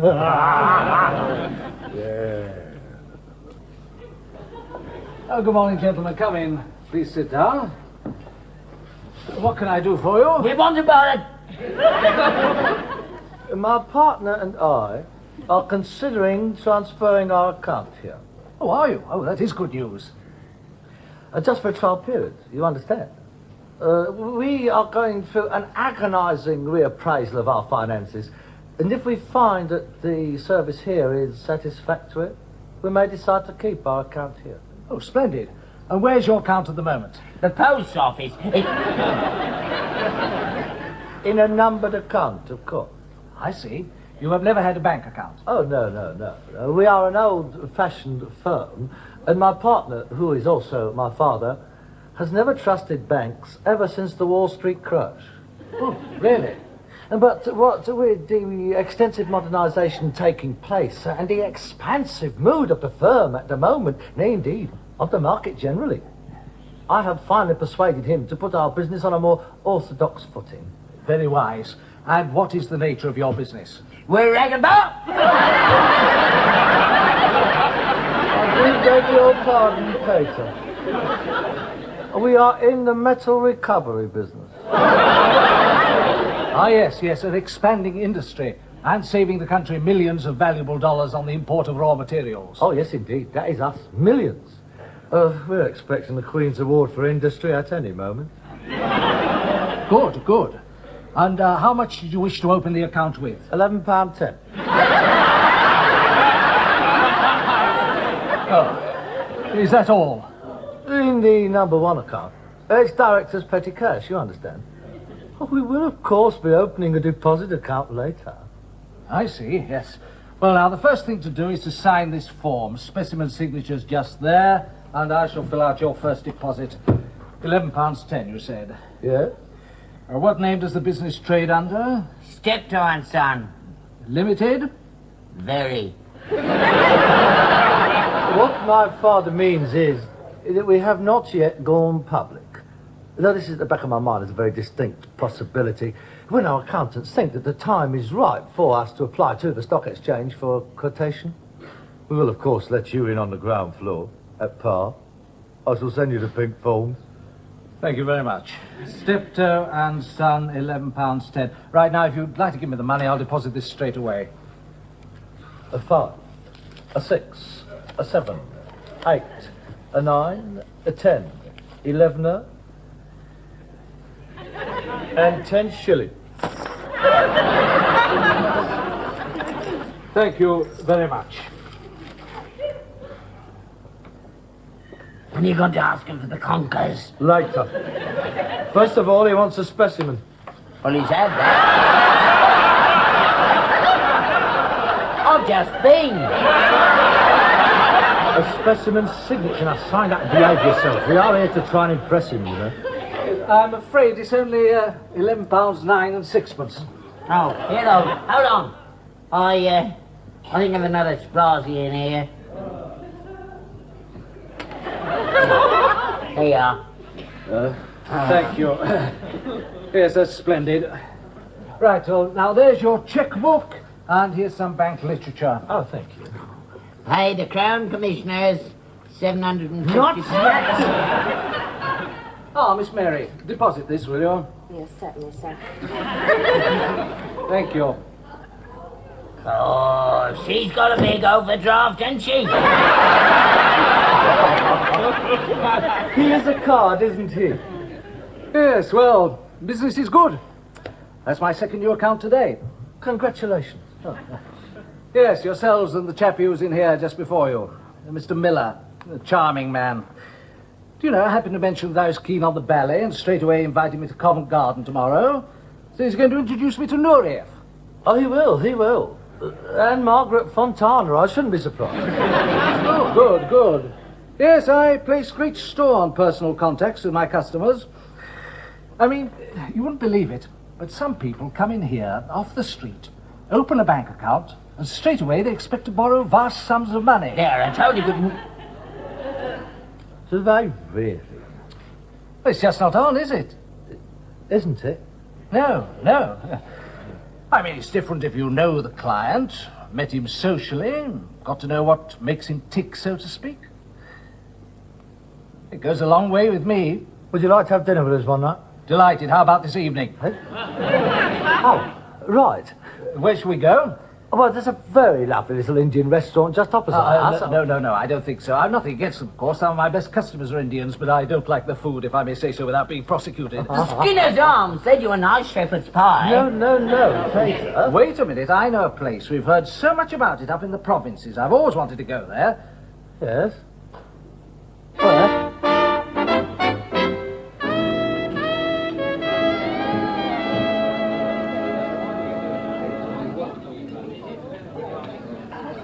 Excellent.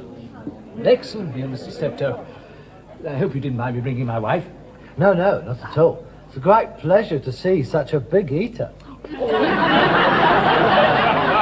I did enjoy the caviar. It's the first time I've tasted it. Oh? The beluga, yes. Oh. Was it very expensive? Oh, no. It was about £2 a spoonful, that's all. The pheasant was delicious. Quite the best I've ever tasted. Oh, good, I'm glad. What were your scrambled eggs like? Very nice. I thank you.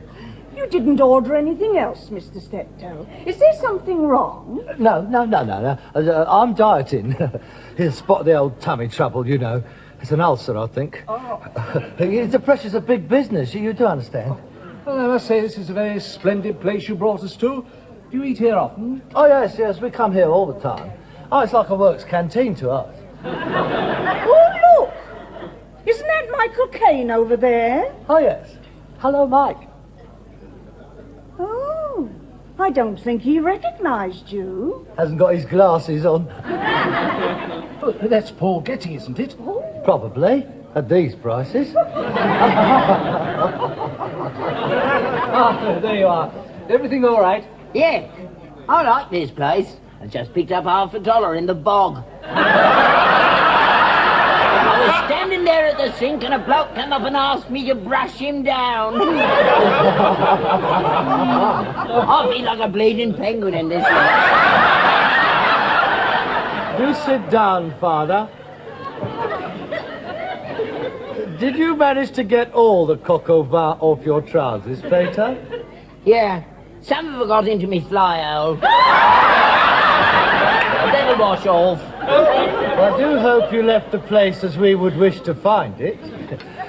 Please adjust your dress underneath your napkin, Dad. There are ladies present. I'm glad it wasn't curry, though. That would have made me hop about a bit. Excuse me, sir.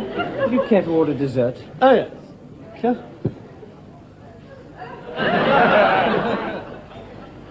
Mrs. Wood? Oh, not for me, thank you very much. I couldn't manage anything else. Mr. Wood? No, thank you. Enough is sufficient unto the day thereof. Look, dear, George Brown. No, I shan't have any either. I'd like some. You can't have any. I want some pudding. Look, you've had 5 courses already. You can't count the salmon moves. One burp and you're empty. I'm hungry. There's plenty of bread and jam at home. I want something now. You're gonna get it in a minute, right round the ear hole. That will be all, thank you. Thank you very much, sir. Another bottle of wine, sir? No. Just the bill, please. Yes, sir. Cigars, gentlemen. Oh, yes, please. I'd love one. We have Corona, Romeo and Juliet, Upman's. I think. Thank you. I have got some. Do try one of these. They're a bit small, but I think you would like them. I have them made specially. One gets so bored with them big things after a meal. They seem to go on forever, don't you think? Oh, yes. Very nice. Shall I cut it for you, sir? Well, get over it. I'm sorry. Go on. Your bill, sir. Thank you. 25 quid? That's very reasonable. Yes, that's just what I was thinking. Will you take a cheque? Certainly, sir. Oh, let me write it, Harold. I haven't written a cheque before. No, I'm going to write it. Hey, Mrs. Do you want that bread?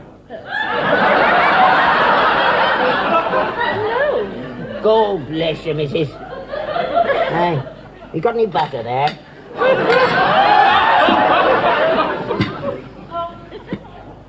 Are you going to finish that ham? Yes, I finished. Oh, good. I'll have it. Here, that looks good. I haven't finished yet. Well, if you can't finish, you know where I am. What the hell are you up to? You must have bleeding worms. I do apologise for my father. He's just returned from Africa. He's a missionary with Oxfam. He does hate to see food wasted, but it's... Oh, here's a card, isn't he? He loves embarrassing people. It's his sense of humour, you know. What these rich eccentrics, they're all the same, aren't they? Thank you. Thank you very much, sir. I hope you realise you're now £13.10 overdrawn on your current account. Are we? Not to worry. I've given a lot of thought to the proposition you put to me during dinner. I don't think there's going to be any trouble at all. I should be delighted to give you overdraft facilities of £750. Really? Did you hear that, Pater? He's going to give us the conkers. Conkers? Oh, yes, yes. Yes, I always like to cooperate with our more respected customers. Oh, that is marvellous. Would you like a cognac? No, thank you. I'm driving. No, so are we, and she ain't got any lamps. Was everything to your satisfaction, madame, monsieur? Very good indeed, as always. My compliments to the chef. May I suggest you finish off your evening with a visit to our gaming rooms on the first floor? Roulette, blackjack, chemin de fer. No, I don't think so. Thank you very much. Oh, yes, gambling. Let's have a go. No. Oh, come on. I haven't played roulette since before the war. 1919, Army of Occupation. I was in Cologne, and I went into a casino, and I won 29 million marks. Good heavens, how much was that worth? 32 and a tenner. I've always been lucky at gambling. No, we're not going. Oh, come on, it might be rather amusing at that. I know I shouldn't be a bank manager, but perhaps for half an hour or so. Everything's all right in moderation. Yeah, come on, let's take them to the cleaners. There you are, my dear. £5. We'll stay until we've lost that. Come along, Mr. Steptoe. What? Just for half an hour, then?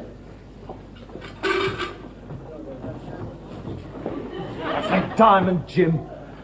Now, you behave yourself. I know you once you get the bit between the teeth. That is not monopoly money you're playing with now. Don't worry about me, mate. I've never lost at gambling yet. By the time I've finished with them here, we'll be dining here every night. The horse and all. Lead me to it. Oh, go. Here you are. Keep the change.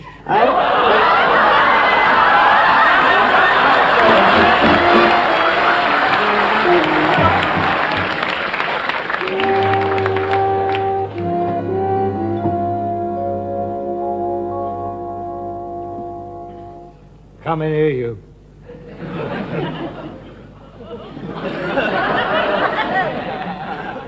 You great, big, stupid, twine-toed, cross-eyed, stupid, big-headed twit!